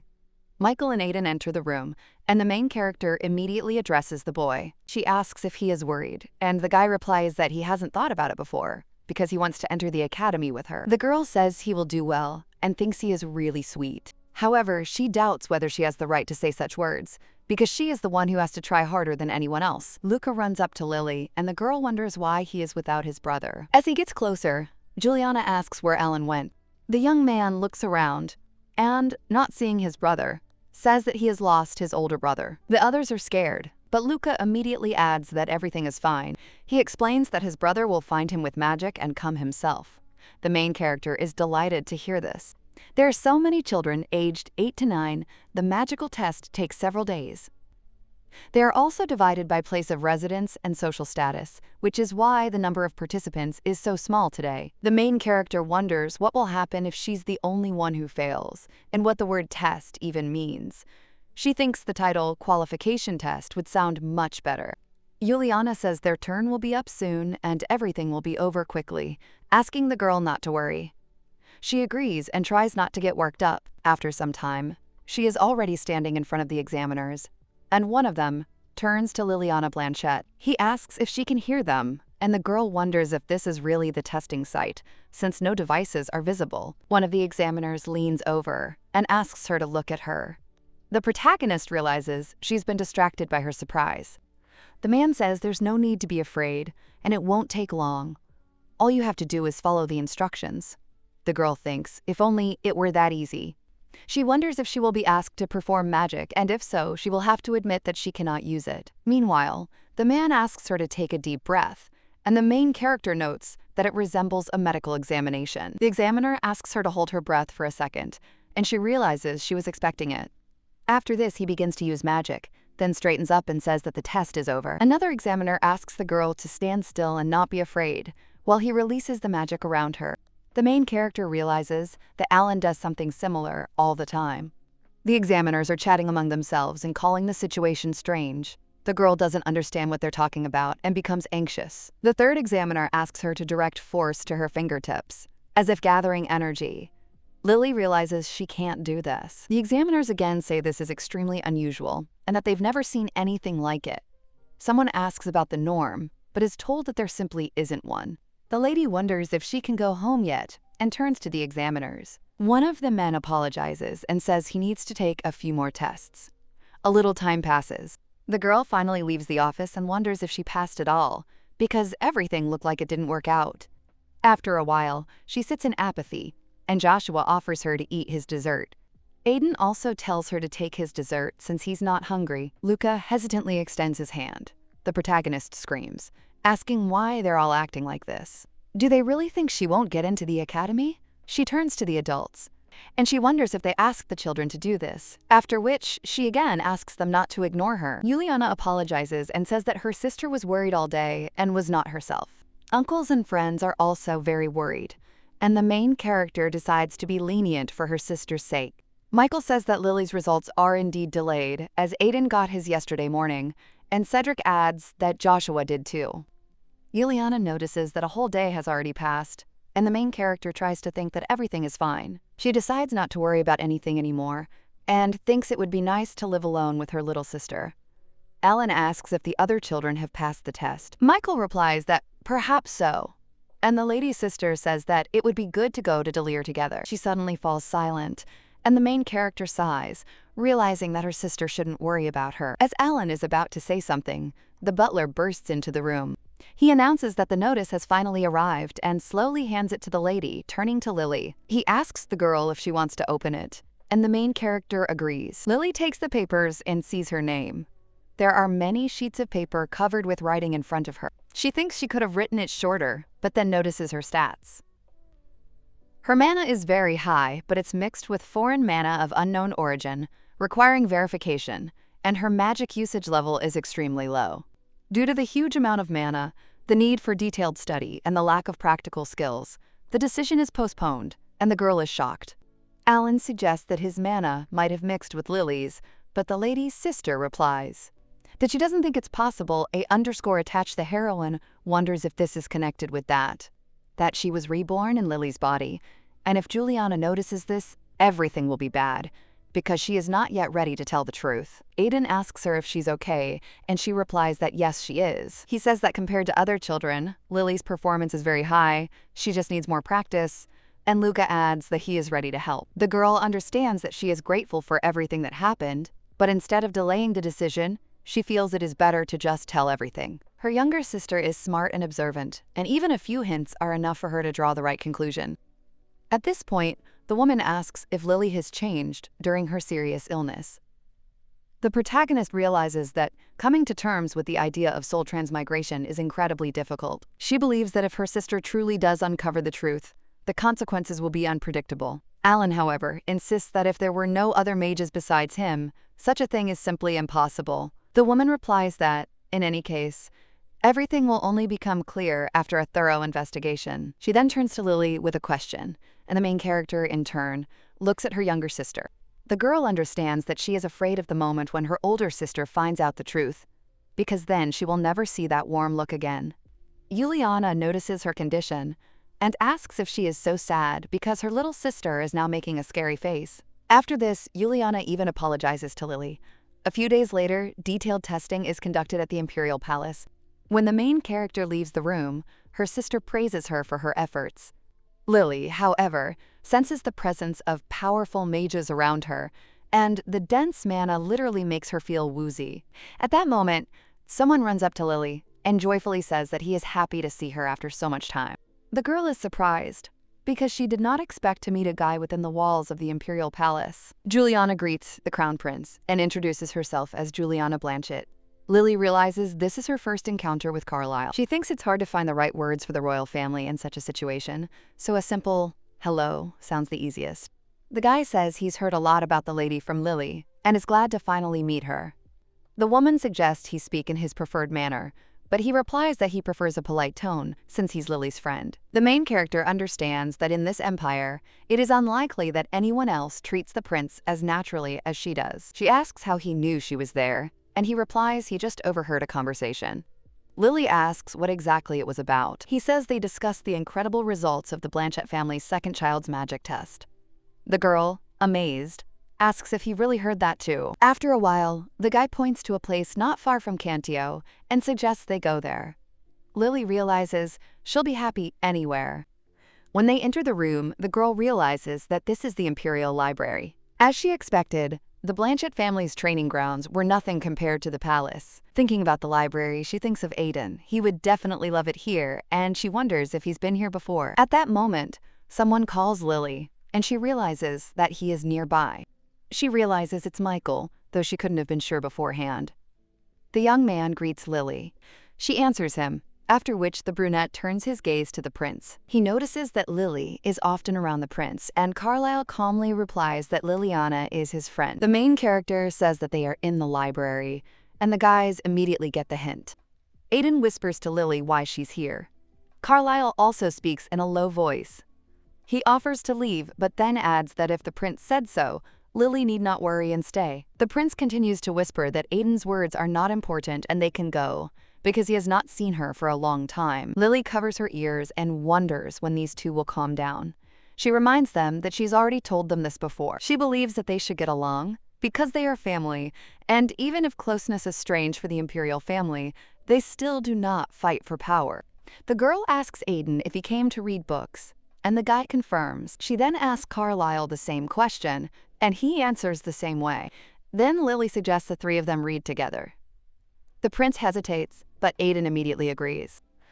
The fair-haired guy also accepts the proposal, and the main character is happy, considering this a good sign for a future relationship. She thinks that maybe that's why Juliana allowed them to be close.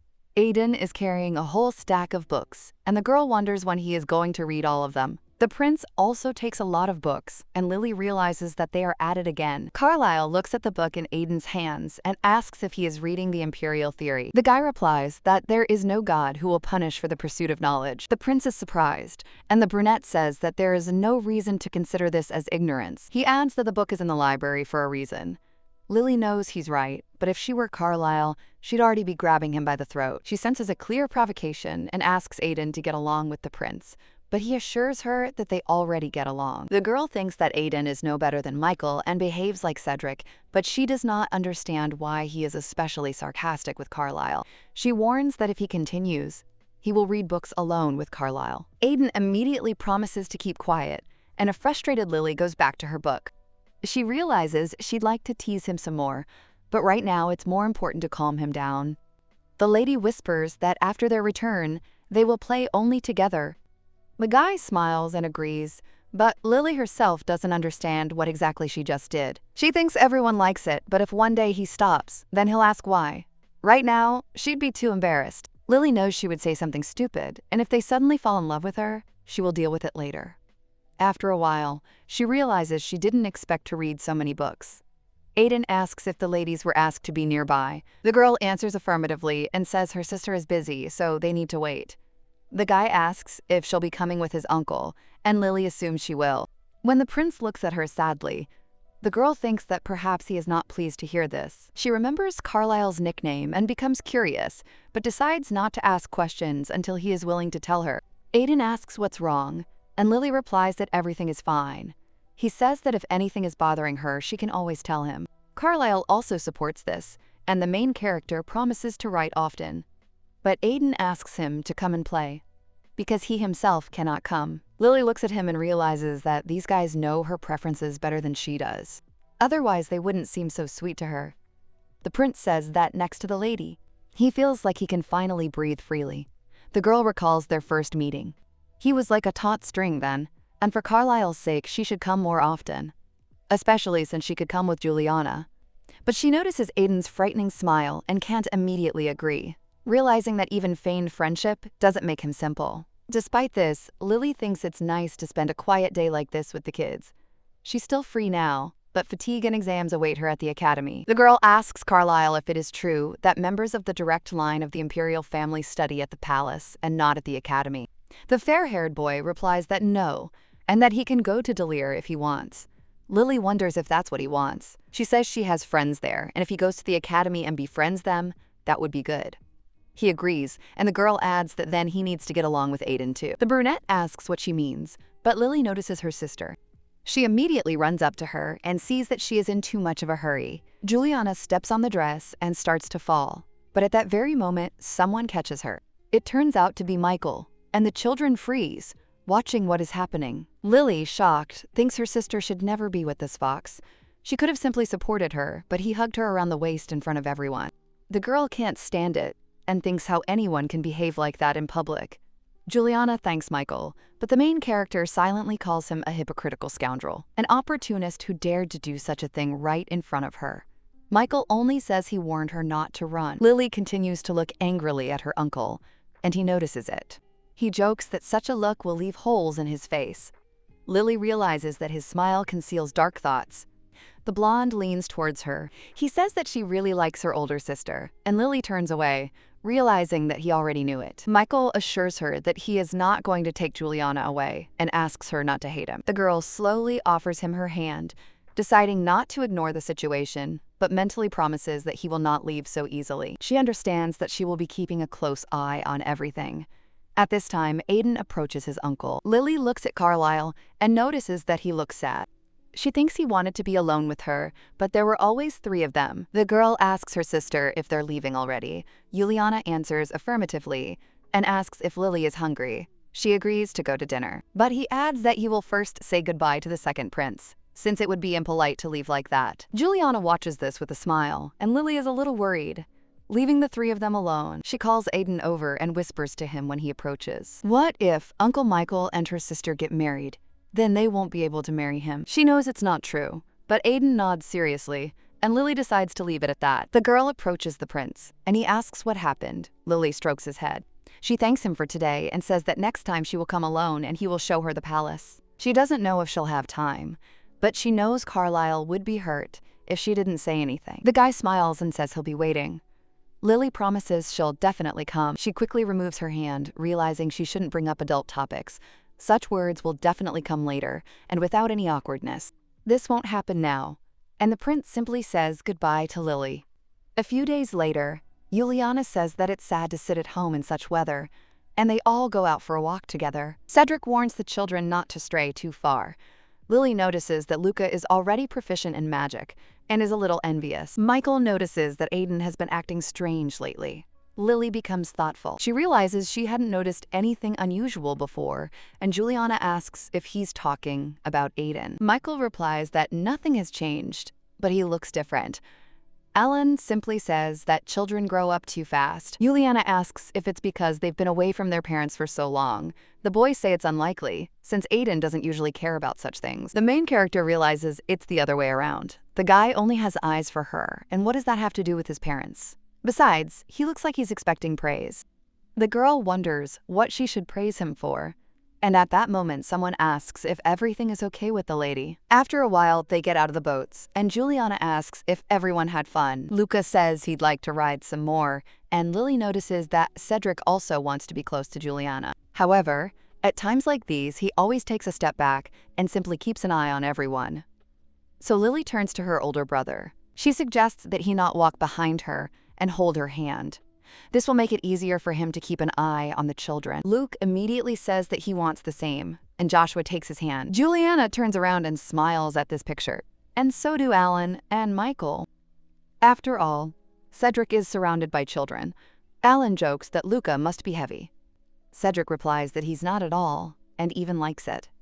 Lily wonders how anyone can be so kind. She mentally gives him 1 point and wonders if Michael really finds it so unpleasant to be so kind. At that moment, the guy approaches Lily and asks her to go dessert shopping with him. She agrees. But seeing Alan shaking his head, she wonders what that could mean. The other kids immediately announce that they want to join in too. The brunette hesitates a little. Lily notices how he looks at his uncle and, taking his hand, offers to go together. The guy agrees, and Lily understands why Michael thought Aiden was weird. He just wanted to hear praise, and the girl wonders if he's been bothering Michael all this time. She notices that Aiden listens to her surprisingly well, and after a little while, Michael says they'll be back soon. Juliana asks him not to buy too many sweets, and he agrees. Then he winks at the children. Lily thinks he's a fool, because such signals are supposed to be subtle. Juliana still stares, but Lily gives him 5 points for trying to look good in front of her. She wonders if it's even worth keeping score. Alan, for example, got 50 points for his dental work, and he's been too calm lately. Perhaps Alan's character in the original was just a mask so that he could distance Rowan from her sister. The boy turns to his brother and asks him to torture him properly. He agrees, and Lily decides it doesn't matter. Alan Lowell remains himself. Soon the girl sees a display case of desserts and realizes it's pure heaven. All the sweets look insanely expensive. One of the workers turns to Michael and is surprised that Aiden is also here.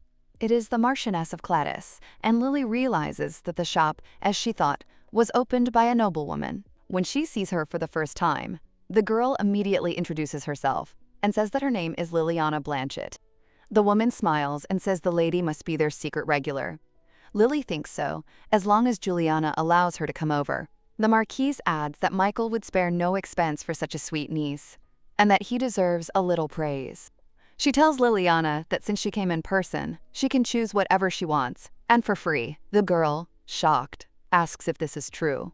The woman confirms and says that even if the lady takes everything, it's no problem. Lily smiles widely and decides to mentally add another 30 points to Michael. A little later, she notices Aiden following her around and asks him to pick out his favorite item. He replies that he likes the same thing she does. Lily realizes that this is not true, and Aiden reminds her of her words. She promised that next time she would play only with him, and he wished it were now. The girl asks if everyone will be worried if they suddenly disappear. The guy says he understands, and Lily wonders what to do then. Aiden turns to his uncle and smiles contentedly. Lily is shocked to think what idea he came up with. Michael asks if she's chosen everything. The girl nods. She notices that Aiden hasn't said anything yet and doesn't understand why she's so nervous. Plus, Luke and Joshua are running around the store, and Lily thinks they need to be calmed down first. She loudly asks them not to run and warns that if they don't stop, she won't share desserts, even if they come to her house.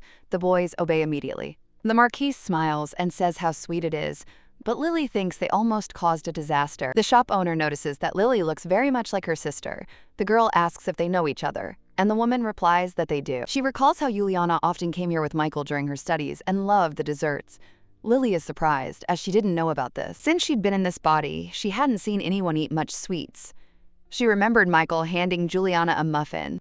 Lily wonders if it was because of her that her sister couldn't eat her favorite desserts. She immediately turns to Michael, and he leans towards her, asking what happened. He asks if she hasn't picked everything yet, but Lily realizes she's already exceeded her weekly quota. Still, she asks what desserts her sister likes, deciding to keep what she chose and take something for Juliana. Michael says Lily truly loves her older sister. The girl doesn't argue. She understands that this is true. Before the resettlement, she never loved people so much. Michael offers to choose Juliana's dessert himself and asks if this will do. Lily wonders if this means she can keep everything, and then she realizes how insightful he is, since he guessed her thoughts. At this point, Aiden asks his uncle if he can stop by the flower shop before heading back. He says he would like to look at the flowers, and Michael asks which shop he is talking about. Aiden explains that he saw wilted roses at the Blanchett mansion. Lily recalls that the gardener left and the flowers withered. The guy says they'll be delighted with the new flowers. Lily wonders how he even knows the state of the garden. She wonders why he chose flowers, and why he didn't tell her that he wanted to be alone with her. After a while, one of the boys asks where they're going. They tell him they're going to the flower shop. Lucas says Lily's flowers have wilted. Joshua immediately declares he'll buy new ones first, and they're planning to run away. But they are stopped and asked to hold hands for a moment. It is Michael. Lily looks at him in surprise. Aiden says he's ready, and she pauses for thought. Could this really be the plan he had in mind? Aiden turns to Lily. He suggests looking at the flowers together, and soon shows one of them, saying how beautiful it is. Lily agrees, looking at Aiden and thinking he looks like a flower himself. She asks what the red flower is, and he replies it's a begonia. Then he points to another, and says it's a phlox. It's too early to bloom, but it was planted a long time ago, and he continues his story. When he shows her another one, Lily says she knows it. It's a eustoma. She remembers reading about it and thinks it would make a beautiful bouquet. Aiden agrees, and Lily suddenly imagines him opening his own flower shop. The guy asks what she's thinking about. She replies that he'd be a good fit as a flower seller. He says that if it's with her, then anything will do for him. Lily realizes she almost got caught. It sounded like an indirect admission, but she reminds herself that she's like an older sister to him. She also says that Luke and Joshua will probably come every day and cause problems. Lily realizes that she can't give him the answer he wants to hear right now. Then Aiden gets an idea and asks if she would like a flower. The girl asks if he'll buy it. The guy replies that if she asks her uncle, he'll definitely buy it. Lily says everything is fine, but at that moment Joshua enters the room. He hands her a flower and tells her it looks like her. Lily realizes he chose it because it's the same color as her hair. She finds it very cute. She asks Aiden what kind of flower it is, and he replies, it's a Hoya. Lily thanks Joshua, and he simply nods. She can tell from his expression that he's attached to her. At his age, it's only natural. She asks if he paid for the flowers, and the guy loudly replies that, of course. Lily puts one flower in his hair and says that it makes him look cute. She asks to leave the flower until she returns home, otherwise she will become sad. Lily gives the flower to Aiden, telling him that he should wear it too until it wilts. She likes the idea and wants to do the same for Michael and Luca, and also for Alan, Cedric, and Juliana, so that they look like a big family. The girl suggests they have this kind of fun again next year. The blonde man wonders if she's really not going to play anymore this year. Lily laughs and calls Joshua silly as Michael and Luca leave the store. Michael asks Lily if she can follow him without holding his hand. She replies that she can't. He suggests they hurry, because Leah must be tired of waiting. Lily ponders what love is. Can this feeling change a person so much? In the novella about Michael's character, it was impossible to imagine such a smile, so love makes him ready to change completely. As Aiden said, Juliana really liked the flowers that Michael brought. Lily feels like she's drowning in a sea of flowers because all of Michael's gifts have been placed in her room. Juliana visits her more often than her own, and Lily feels a little sorry for Michael. Later, Juliana asks if she can't sleep. Lily understands that 10 p.m. is too early for adults to go to bed, but she's only 8. Juliana says that staying up late keeps you from growing, and Lily says that's fine. Juliana reminds Lily that her birthday is coming up soon and asks what she'd like. Lily replies, nothing. Juliana wonders if she even wants something sweet. Afterwards, she even jokes that maybe she should bake a cake for the girl's birthday. The protagonist asks if this is true. The woman replies that even if the cake turns out bad, she still has to eat it. The protagonist confidently says that she will. The girl realizes she has an important question for Juliana today, as it's time for the midterm checkup. She turns to her sister and cautiously asks if there's anyone she still doesn't like. Juliana replies that she loves Lily more than anyone in the world. The protagonist thinks it would be wonderful if they could live like this for a very long time. But now Lily is wondering what her little sister thinks of her brothers. Juliana is surprised and asks if she really calls them all brothers. The main character gets a little angry about this and understands that this is not at all important now. Juliana says that they are good friends to her and she does not want to distance herself from them. Lily doesn't want to lose such friends either. The protagonist nods, but wonders if Juliana is suppressing her true feelings. She's certain that people who understand her well couldn't be indifferent to such things. After this, the main character asks what will happen if the inevitable moment comes. Juliana replies that Lily speaks like an adult. The protagonist realizes she's said too much. The woman says there are many men in the world, so she wants to remain friends with everyone, if possible. The protagonist realizes that such thoughts might shock potential candidates. The woman repeats again that if that inevitable moment does come, the main character is shocked and wonders who she'll choose. The woman says that if she's sure, she'll definitely tell Lily. The main character is confused about what to do if she gets in the way of the man her sister likes. Even though she smiles so beautifully, her heart still feels uneasy. She understands that she's acting this way because she wants to bring Juliana closer to the one she likes. And if her sister truly has feelings for her, she should stop. Lily says she doesn't need her help then. The woman insists her little sister doesn't want to date anyone until she gets into the academy. The protagonist realizes this isn't true. If she hadn't driven away Marquise Cleone, Juliana would have already suffered a lot. She also realizes that her little sister has already avoided the worst outcome and says that she doesn't need to worry about her. The woman replies that she will never stop caring for Lily and doesn't want to be with someone she doesn't like. Lily asks if that's true even if her sister likes him. The woman confirms that she does. Lily says she doesn't want Lady to sacrifice herself for her because she wants to see her happy. The protagonist thinks she doesn't want to be a burden to her sister and won't interfere if she likes someone. The woman asks what if she's already happy because she has Lily. She asks her not to worry because Juliana will also be watching closely when Lily sees her fiancé. The girl asks what will happen if she brings a bride. The woman replies that then, too, she will carefully observe whether she can make Lily happy. The heroine understands that she was worried about whether she could accept this undeserved love. She thinks that if she didn't know her little sister, everything would be simpler. She asks if she likes Lily very much and receives the answer that she does, because she loves her more than anyone in the world. That night, the girl has her first nightmare, and it turns out to be truly terrible. In it, Juliana abandons her with a look of horror on her face.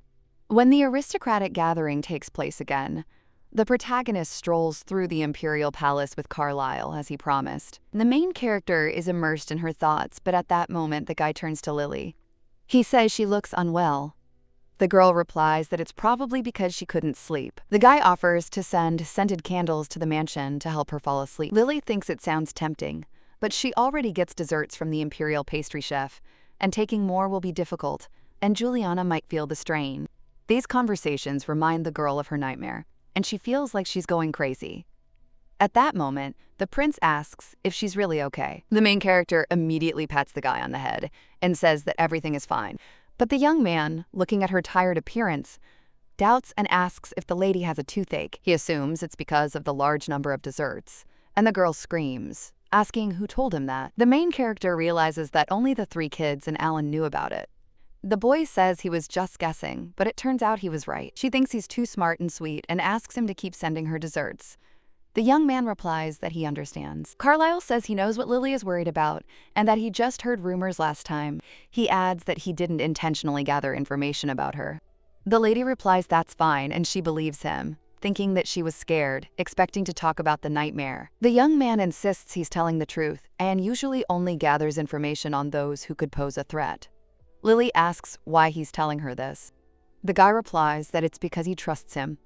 Lily wonders when such trust developed between them. She only remembers games and eating together, but if you think about it, everything was strange from the very first meeting. After this, the girl decides that she doesn't care and turns to the prince. She asks why he likes her. The young man wonders if she really doesn't know, and Lily wonders how she could know. She understands that if she told anyone his words, Carlisle's life would be in danger. The aristocrats might accuse him of envying a throne he will never receive. The guy says that he talks to her about such topics calmly because he doesn't think she'll tell anyone. He adds that the lady isn't interested in this at all, and that being lazy is even better. Lily realizes he's not at all like an ordinary child. The young man is about to answer her question, but the main character interrupts and says that she doesn't need to hear it. Lily thinks she understands people as well as he does, and she's afraid to hear not only the reason, but also his plans for the future. She doesn't want to be part of someone else's life plan at 8 years old. At least until her little sister shows interest in someone else. Otherwise, she'll just pass out. The prince says he's not going to propose. The protagonist realizes he already knows this, but he says it anyway. She thinks that showing dissatisfaction and telling the truth would be too much. That's why she says she didn't say she didn't like it, but that doesn't mean she doesn't either. She's not ready yet.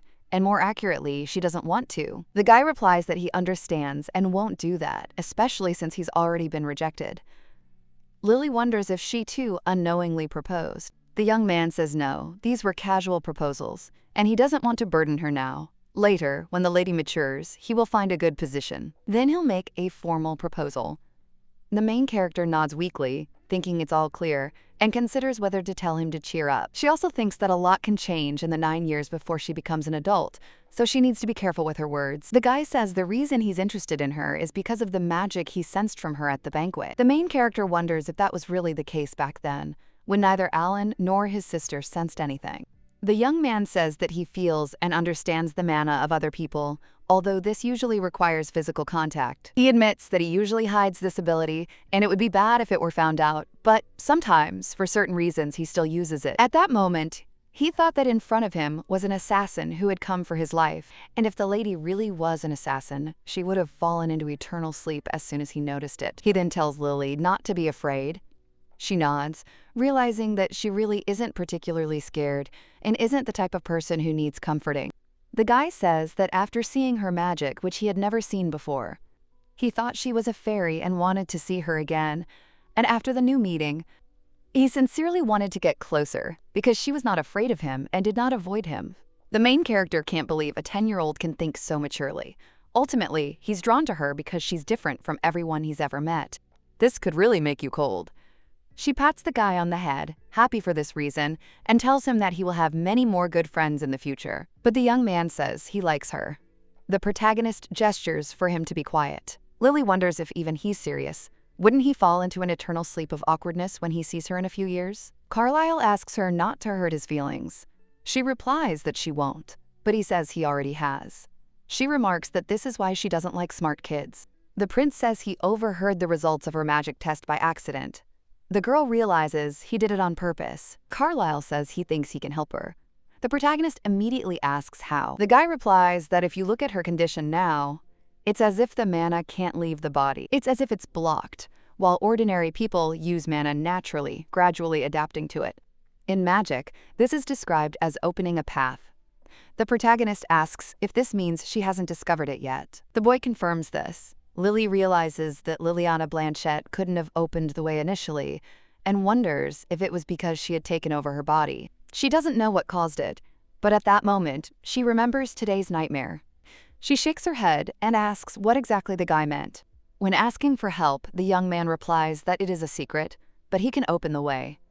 If you open the big door little by little, Lily asks if other people can't do that. The guy replies that, as far as he knows, no. Lily thinks that this seems to be true, because otherwise, admission to the academy would not have been delayed just because of poor mastery of magic. She thinks this kid is amazing. He's nothing like Aiden, but he's also smart, has a great gift, and is a prince. And if he takes the throne after defeating the first prince, he'll be the perfect protagonist of a fantasy story. If he were Juliana's age, he'd be number 1. The guy says that if the lady wants to enter Delir, she should tell him in advance, because he needs to prepare a lot. Lily realizes that if she really were 8 years old, she'd easily fall for this. After all, he practically promised to help her get to Delir. And even if Carlisle chooses a different path, it won't affect her in any way.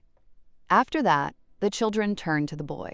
The lady understands that in such moments it is better to use a contract and asks him to promise that Carlisle Evans, with genuine kindness, helps Liliana Blanchette without receiving anything in return. The girl wonders how to tell if he said 2 different things about the same thing, since that's happened often in her life. The guy says Lily doesn't trust him at all. She replies that it's not that. She simply doesn't believe in people, and, moreover, doesn't believe in a feeling like love. She's also terrified by the thought that Juliana could leave her at any moment, so how could she trust others? The guy says he understands and will prepare a contract next time. The main character wonders if he really understood what she was talking about right away. This means he's had a similar experience before, and that makes him a little sad. She says he shouldn't trust people either, but the young man replies that he believes her. The girl asks what if she betrays him.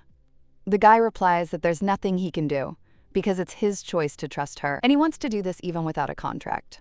After a little while, the guy asks the lady to wait, as he will help her manifest. The main character screams, fearing someone might pass by.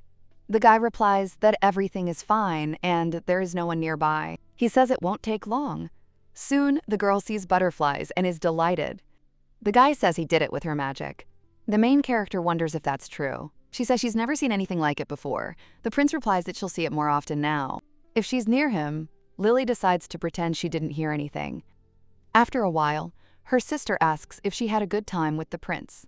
Lily replies that she did, because Carlisle showed her something interesting. The woman asks, what exactly? The lady replies that it's a secret and looks at the guy. She thinks that while Juliana is around, she doesn't want her to notice how Carlisle interacts with her magic. After all, who knows what will happen to him then? At this point, the guy turns to Lady Blanchette. He says he has something to say about Liliana Blanchette. She immediately asks the prince not to be so overly polite to her. The young man explains that he wanted to talk about Liliana's mana management, but his position makes it difficult for him to speak without ceremony. The woman clarifies whether they're talking about Lily's magic. The protagonist understands that it was Carlisle's politeness that initially made her sister uncomfortable, but as soon as the conversation turned to Lily, her sister's attitude immediately changed. Probably because Lily always comes first for her. The protagonist thinks she doesn't deserve this and has decided to simply live without further ado, but wonders how long this can last. She realizes she can't continue like this and wonders if she's deluding herself. Meanwhile, the woman says she doesn't know the results of the test. The young man replies that he wasn't specifically collecting information, but Liliana's test results are already known in Cantio. The woman admits it's unpleasant to hear, but the young man says he was just warning them. He adds that he does not consider this topic suitable for discussion at future meetings at the palace, and is confident that it will not harm Lily. The woman agrees and says that next time she will visit him with Lily. Juliana thanks the prince for caring for Lily and apologizes that they could not repay him more. The lady also says that she is sorry that their side cannot fully thank the prince, and she is embarrassed that they may bother him in the future. The protagonist realizes that her sister was essentially saying that with the prince's attitude, it would be difficult for her to do things her way. She recalls that Carlisle had already spoken of refusing after hinting at marriage. She thought she was protecting her sister, but it turned out they were doing it for each other. After some time, Lily suddenly asks if there is a struggle for imperial power in their country. Luca nearly drops the ball in surprise and asks why she brought it up during the game. Lily replies that she was just curious. He assumes it's the second prince. The main character thinks Luca is feigning indifference, but he's a very smart guy. She kicks the ball with all her might and asks Joshua to run after it. The boy says she did it on purpose. The girl replies that if he brings the ball in a minute, then she'll tell you what dessert we'll have today. The guy assures her he can finish it in 30 seconds. Luca says he doesn't know anything about it and suggests asking Aiden. The main character replies that it's strange to ask him since he's also from the imperial family. The young man agrees. Looking at Luca, she realizes that talented people sometimes deliberately flaunt their ingenuity. He's a brilliant magician, without friends, like a supporting character. Carlisle's words about the assassins still trouble her. No matter how beloved the prince may be, he's just a 10-year-old child under attack and without anyone to confide in. Besides, Carlisle had been unusually kind to her, and the girl sighed quietly. Luca advised her to just suck it up and ask Aiden. She replies that it's impossible, since Aiden dislikes Carlisle. At that moment, the young man steps out from behind her and asks what she wanted to know. Lily flinches and says he scared her, because she didn't even hear his footsteps. The guy replies that he was just lucky and did everything as the book said. The main character wonders what kind of book this is and whether it's about how to become an assassin. Aiden asks again what the question was about, and the girl turns away, pretending not to understand. She immediately says that since her birthday is coming soon, she is just curious what the gifts will be, and that Luca will give a tiara. The young man is about to ask when he said such a thing, but seeing her look, he immediately declares that the tiara will be made of candy. Aiden points out that they shouldn't discuss gifts until the birthday, and everyone agrees. Then he says he won't say anything. The main character thinks he looks like he's plotting something. She continues to wonder what's on his mind. After a while, Juliana tells Lily it's time to get up. She asks the girl if she remembers what day it is, and Lily realizes that she woke up earlier than usual. She doesn't want to get up at all, because today is Liliana Blanchette's birthday. Juliana says that they haven't celebrated a birthday together for a long time, and asks if the lady will really lie in bed. Lily thinks that other people's congratulations are not that important to her, but for Juliana, it's a completely different matter. Liliana Blanchette's family is a special challenge, and she and her sister are celebrating together for the first time in 5 years. Lily understands that if she doesn't get up, she will fall into an eternal sleep from remorse. The woman says that Jane and Thomas prepared a delicious breakfast in honor of her birthday. Heinz prepared a dress as a gift. It might be a little small, as it's the same size as the dress worn at the second prince's birthday banquet. The main character understands how much care was put into this, and when her sister tries so hard, she has no choice but to get up. The mansion servants, especially Heinz, had long served the Blanchette family and had seen Liliana grow up. If the affection had been weak, no one would have bought the dress. That's why she tried to keep her distance and didn't pay attention to such details in the book, especially how easily the main character got along with everyone around her. They were all morally strong, and Liliana's celebration began without Liliana herself, delighting everyone except her. Sometime later, Cedric congratulates Lily on her birthday and says that, thinking of her, he wanted to do this and that. He ended up knitting a hat, a scarf, gloves, and a few other items. The main character wonders if he was knitting instead of working. Cedric says he thought the lady wouldn't wear knitwear, but he gave her the gift anyway. Lily knows he definitely tried. Opening the box, she notices another item. Cedric explains that he included a sword for future fencing lessons. The main character feels like she has received something truly valuable and sincerely thanks Cedric. At that moment, Juliana approaches. Cedric apologizes and says he decided to congratulate the birthday girl first. The woman replies that the most important person today is Lily. The girl waves to Joshua, realizing it's his turn. The young man immediately congratulates Lily. She thanks him and asks what he is holding in his hand. The guy says he'll give the gift last. Lily is surprised and asks why. He replies that he doesn't know himself. Cedric jokes that Joshua wants his gift to be remembered more than anyone else. The young man cries out in offense, and the main character realizes that she likes such moments. She thinks the poor child is about to cry and decides to be kinder. Lily says the first gift will still be the most memorable. She adds that he shouldn't be shy because she would like any gift. The girl notices that her sister is watching this and realizes that her sociability has exceeded all expectations. The young man hands her a gift and asks her to open it after he leaves. Lily decides to save this moment to tease him in the future. At that moment, Someone else runs up to her with loud congratulations. Michael hands over a box of sweets and says that it is a gift from the Marquise of Claudy. The blue-haired boy admits that he couldn't find a candy tiara and didn't want to give something without soul. He asks to accept this gift. Lily immediately asks if a return is possible. Michael smiles and says that he knew her answer, so he promises to grant her 3 wishes if she needs anything later. Lily realizes there are too many witnesses and it won't be possible to forget. At that moment, someone else speaks to her. She sees Aiden. He hands her a small box and wishes her a happy birthday. Lily sighs in relief at the size of the box and thanks him, asking if she can open it now. Aiden agrees. She immediately opens the gift, and she freezes in shock.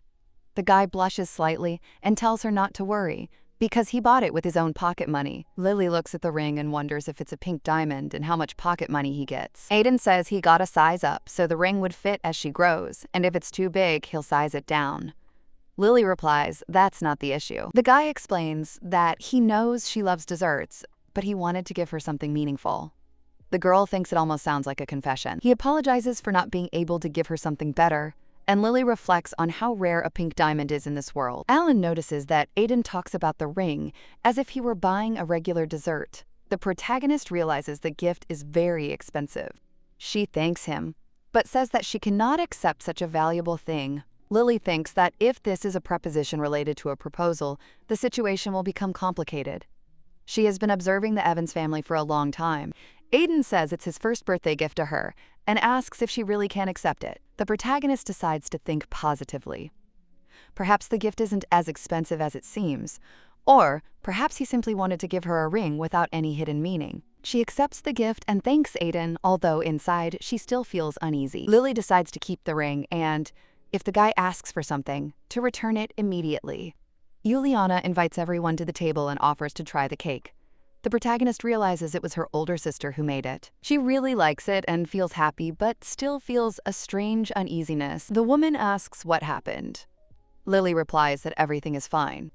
Juliana assumes that it is because her parents are absent, but says that they will come as soon as possible to celebrate. Lily thinks about how they previously thought she was immersed in eternal sleep. She wonders if she's happy about their imminent arrival, as it will only bring new pangs of conscience. She asks when they will arrive. The woman replies that it will be tomorrow. Michael proposes a whole week of celebration. Alan promises to perform magic if Michael's money is tight, and Cedric is willing to help Lily with anything. The girl wonders if they are trying to look better in front of Juliana. Although they have truly become attached to her, she decides to put aside her worries and guilt and at least spend today happily. Like Liliana Blanchett, she realizes that everyone has gathered for her birthday and decides to show her happy side. Michael suggests finding a banquet hall first, but Lily says she doesn't like that.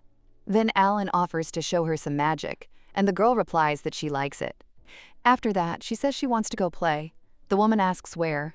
Lily replies that where there is clean water, fresh air, and no people.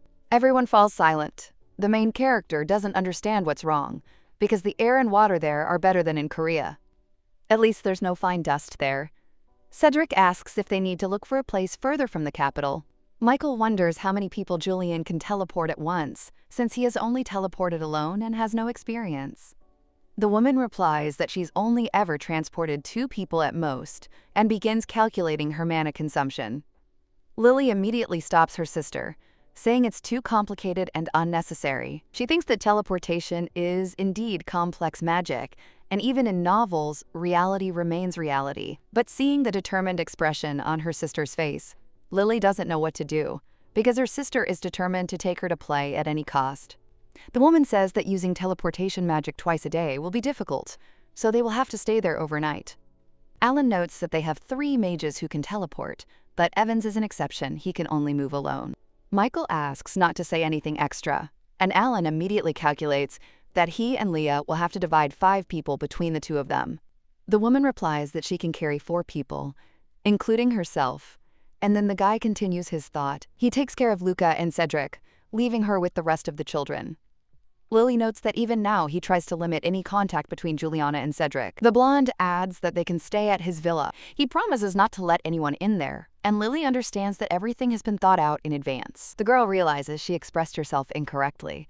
She should have talked about food, games, or something simpler. The new place is good, But the situation is putting pressure on her, especially since this is her first night outside the Blanchette estate. The woman tells Lily to get ready to go out, and the girl thinks why she needs to go with men with dark souls. Then she decides that if her sister likes it, she will tolerate it, but will still be on her guard. After a while, Alan says that if everyone is ready, we can go. Lily nods. He adds that they will have a good time, and by the time they return, their parents will already be there. Lily agrees, though she's still nervous about her parents. She calls out to Joshua and Aiden, telling them to hurry up so they can hold hands. The boys immediately rush to her free hand. Lily thinks it's like a competition, and Joshua wins first thanks to his training. Juliana smiles, and Lily thinks again what a sweet sister she has. Then the woman lowers her hand and suggests another option. Juliana positions herself so that both boys are holding Lily's hands, and the girl realizes that this is the best solution. Joshua is a little displeased, but agrees. Lily turns her gaze to Aiden. His smile looks suspicious. Juliana begins to use magic, and Lily realizes that everything is happening just like in the novel. Michael can only teleport alone, while Alan can teleport with a maximum of 3 people. Lily realizes how talented her sister is, and decides that she will not allow anyone to lock Juliana in the estate. Juliana likes to do everything herself, and the next moment they find themselves at Michael's villa. Lily marvels at how beautiful it is here. She suggests going to the lake, but Alan immediately teleports there with Luca and Cedric. The blue-haired boy shouts that he's coming too. Cedric suggests sticking together because of the danger, and Alan realizes he's simply been abandoned. Soon Lily is sitting by the lake, her feet in the water. Luca approaches and asks if she's cold. Lily replies no, which is nice. Luca hesitates, and Aiden turns to her. He asks what exactly she wanted to know last time, since she said she couldn't ask him. Lily is surprised that he remembers, and Aiden looks expectantly. He asks if she's really not going to tell him. Lily thinks about pretending she's forgotten. She hands him a strawberry and offers him to eat it. He refuses and tells her to eat it herself. Lily insists and says that she feeds him, wondering why he doesn't want to eat from her hand. Aiden still eats the strawberries and says that he is always ready to help her if she asks. At that moment, a sound of disgust is heard, and Lily realizes that it is Luca. The brunette asks if she really thinks he doesn't understand anything. Lily replies that's not true. She decides that, since he's so curious, he'll tell the truth. It was about Carlisle. Aiden immediately declares he doesn't want to hear it. Lily is shocked by his reaction. She understands that this is not just dislike, but something more. In the evening, Juliana asks Lily what she is thinking about, and she looks at her sister. Juliana asks if she had fun today, and Lily replies that she did. The woman suggests they vacation together next time. Lily is surprised and asks about the villa. Juliana replies that there is a villa, just small. Then she suddenly asks another question. She asks if memories of her parents have returned. Lily is surprised by this turn of events. Juliana immediately says it doesn't matter.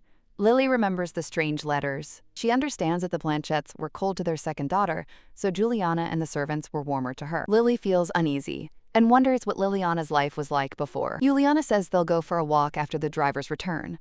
Lily realizes she only needs her sister. Juliana hugs her and invites her to sleep. Lily realizes that affection is frightening. She's afraid of being abandoned or rejected. Juliana speaks quietly and warmly. She wants Lily to always be happy and for nothing bad to happen to her. Lily thinks that this is definitely because of her and decides to do everything for her sister while she is around. Waking up later, Lily does not see Juliana and thinks that she went to get water. She notices that there is no light and decides to wait, but after half an hour, her sister does not return. Lily puts on her shoes and goes out into the hallway. In the darkness, she realizes she's scared without a lamp, and then someone calls out to her. She's startled and curses, realizing the guy is moving silently. She mentally decides to put a book with such techniques into eternal sleep.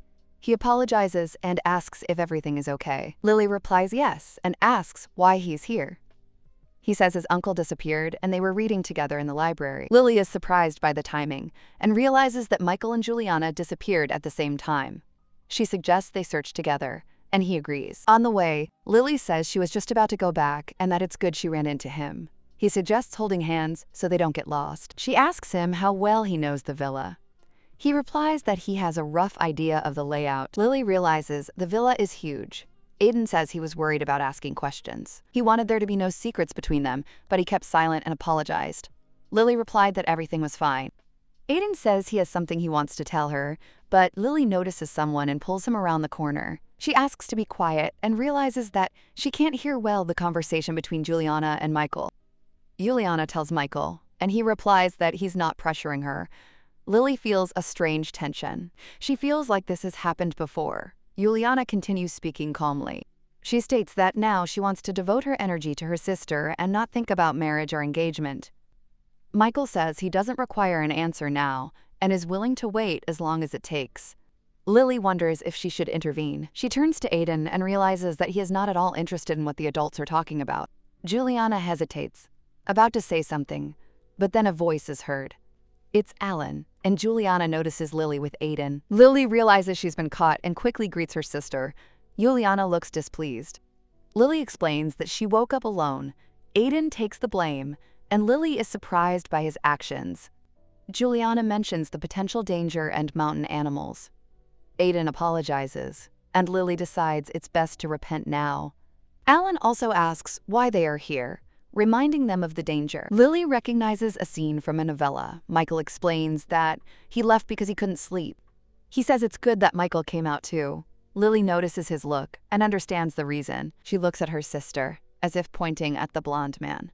Juliana suggests they go back inside. Lily waves at Aiden and silently thanks him for his help, deciding to support him if he gets scolded. The birthday party ends noisily and unexpectedly. The next day, they return, and the butler asks if they had a good time. Lily replies yes and thanks him for the dress. The butler is delighted, and Lily decides not to avoid him anymore. Juliana says she needs to wash up first. The butler promises to get everything ready. He informs her that gifts are waiting in the bedroom, including new ones. Lily agrees. Juliana thanks him, and Lily is surprised that her sister is still kind after the events of the night. Lily turns to the butler, and Juliana looks at her with concern. Lily says she will go first to look at the gifts, realizing that it will be better that way. She thinks that this is either a marriage proposal from Michael or news about the Blanchetts. My intuition suggests the latter. Lily decides to just check the gifts, but when she enters the room, she is shocked. She realizes that Carlisle sent most of the gifts. She starts with Joshua's. Inside there is a gift and a letter in which he writes that his mother helped and that the item looks like her. There is no direct congratulation, but Lily is still touched and decides to wear the jewelry when they meet. She is about to check Carlisle's gifts, but the butler announces the arrival of the Earl and Countess Blanchett. Lily wonders how to act. Her parents know about her memory loss, but Juliana has decided that yesterday's sadness was due to their absence. The maid offers to help with her hair and clothes and asks if Lily remembers her. Lily nods, realizing that she can't remember something she hasn't lived. The maid says Lily may have felt awkward. She realizes that this is how everyone shows concern. The woman adds that it would be good if the memories returned, but this is not necessary. They remember everything themselves, and Lily suddenly wants to run away from everyone who knew the old Liliana. She understands that Liliana was once surrounded by love. Juliana valued her sister, but Liliana was hardly mentioned in the novella. Lily thinks it's strange, because despite Juliana's love, she never came to visit her sister.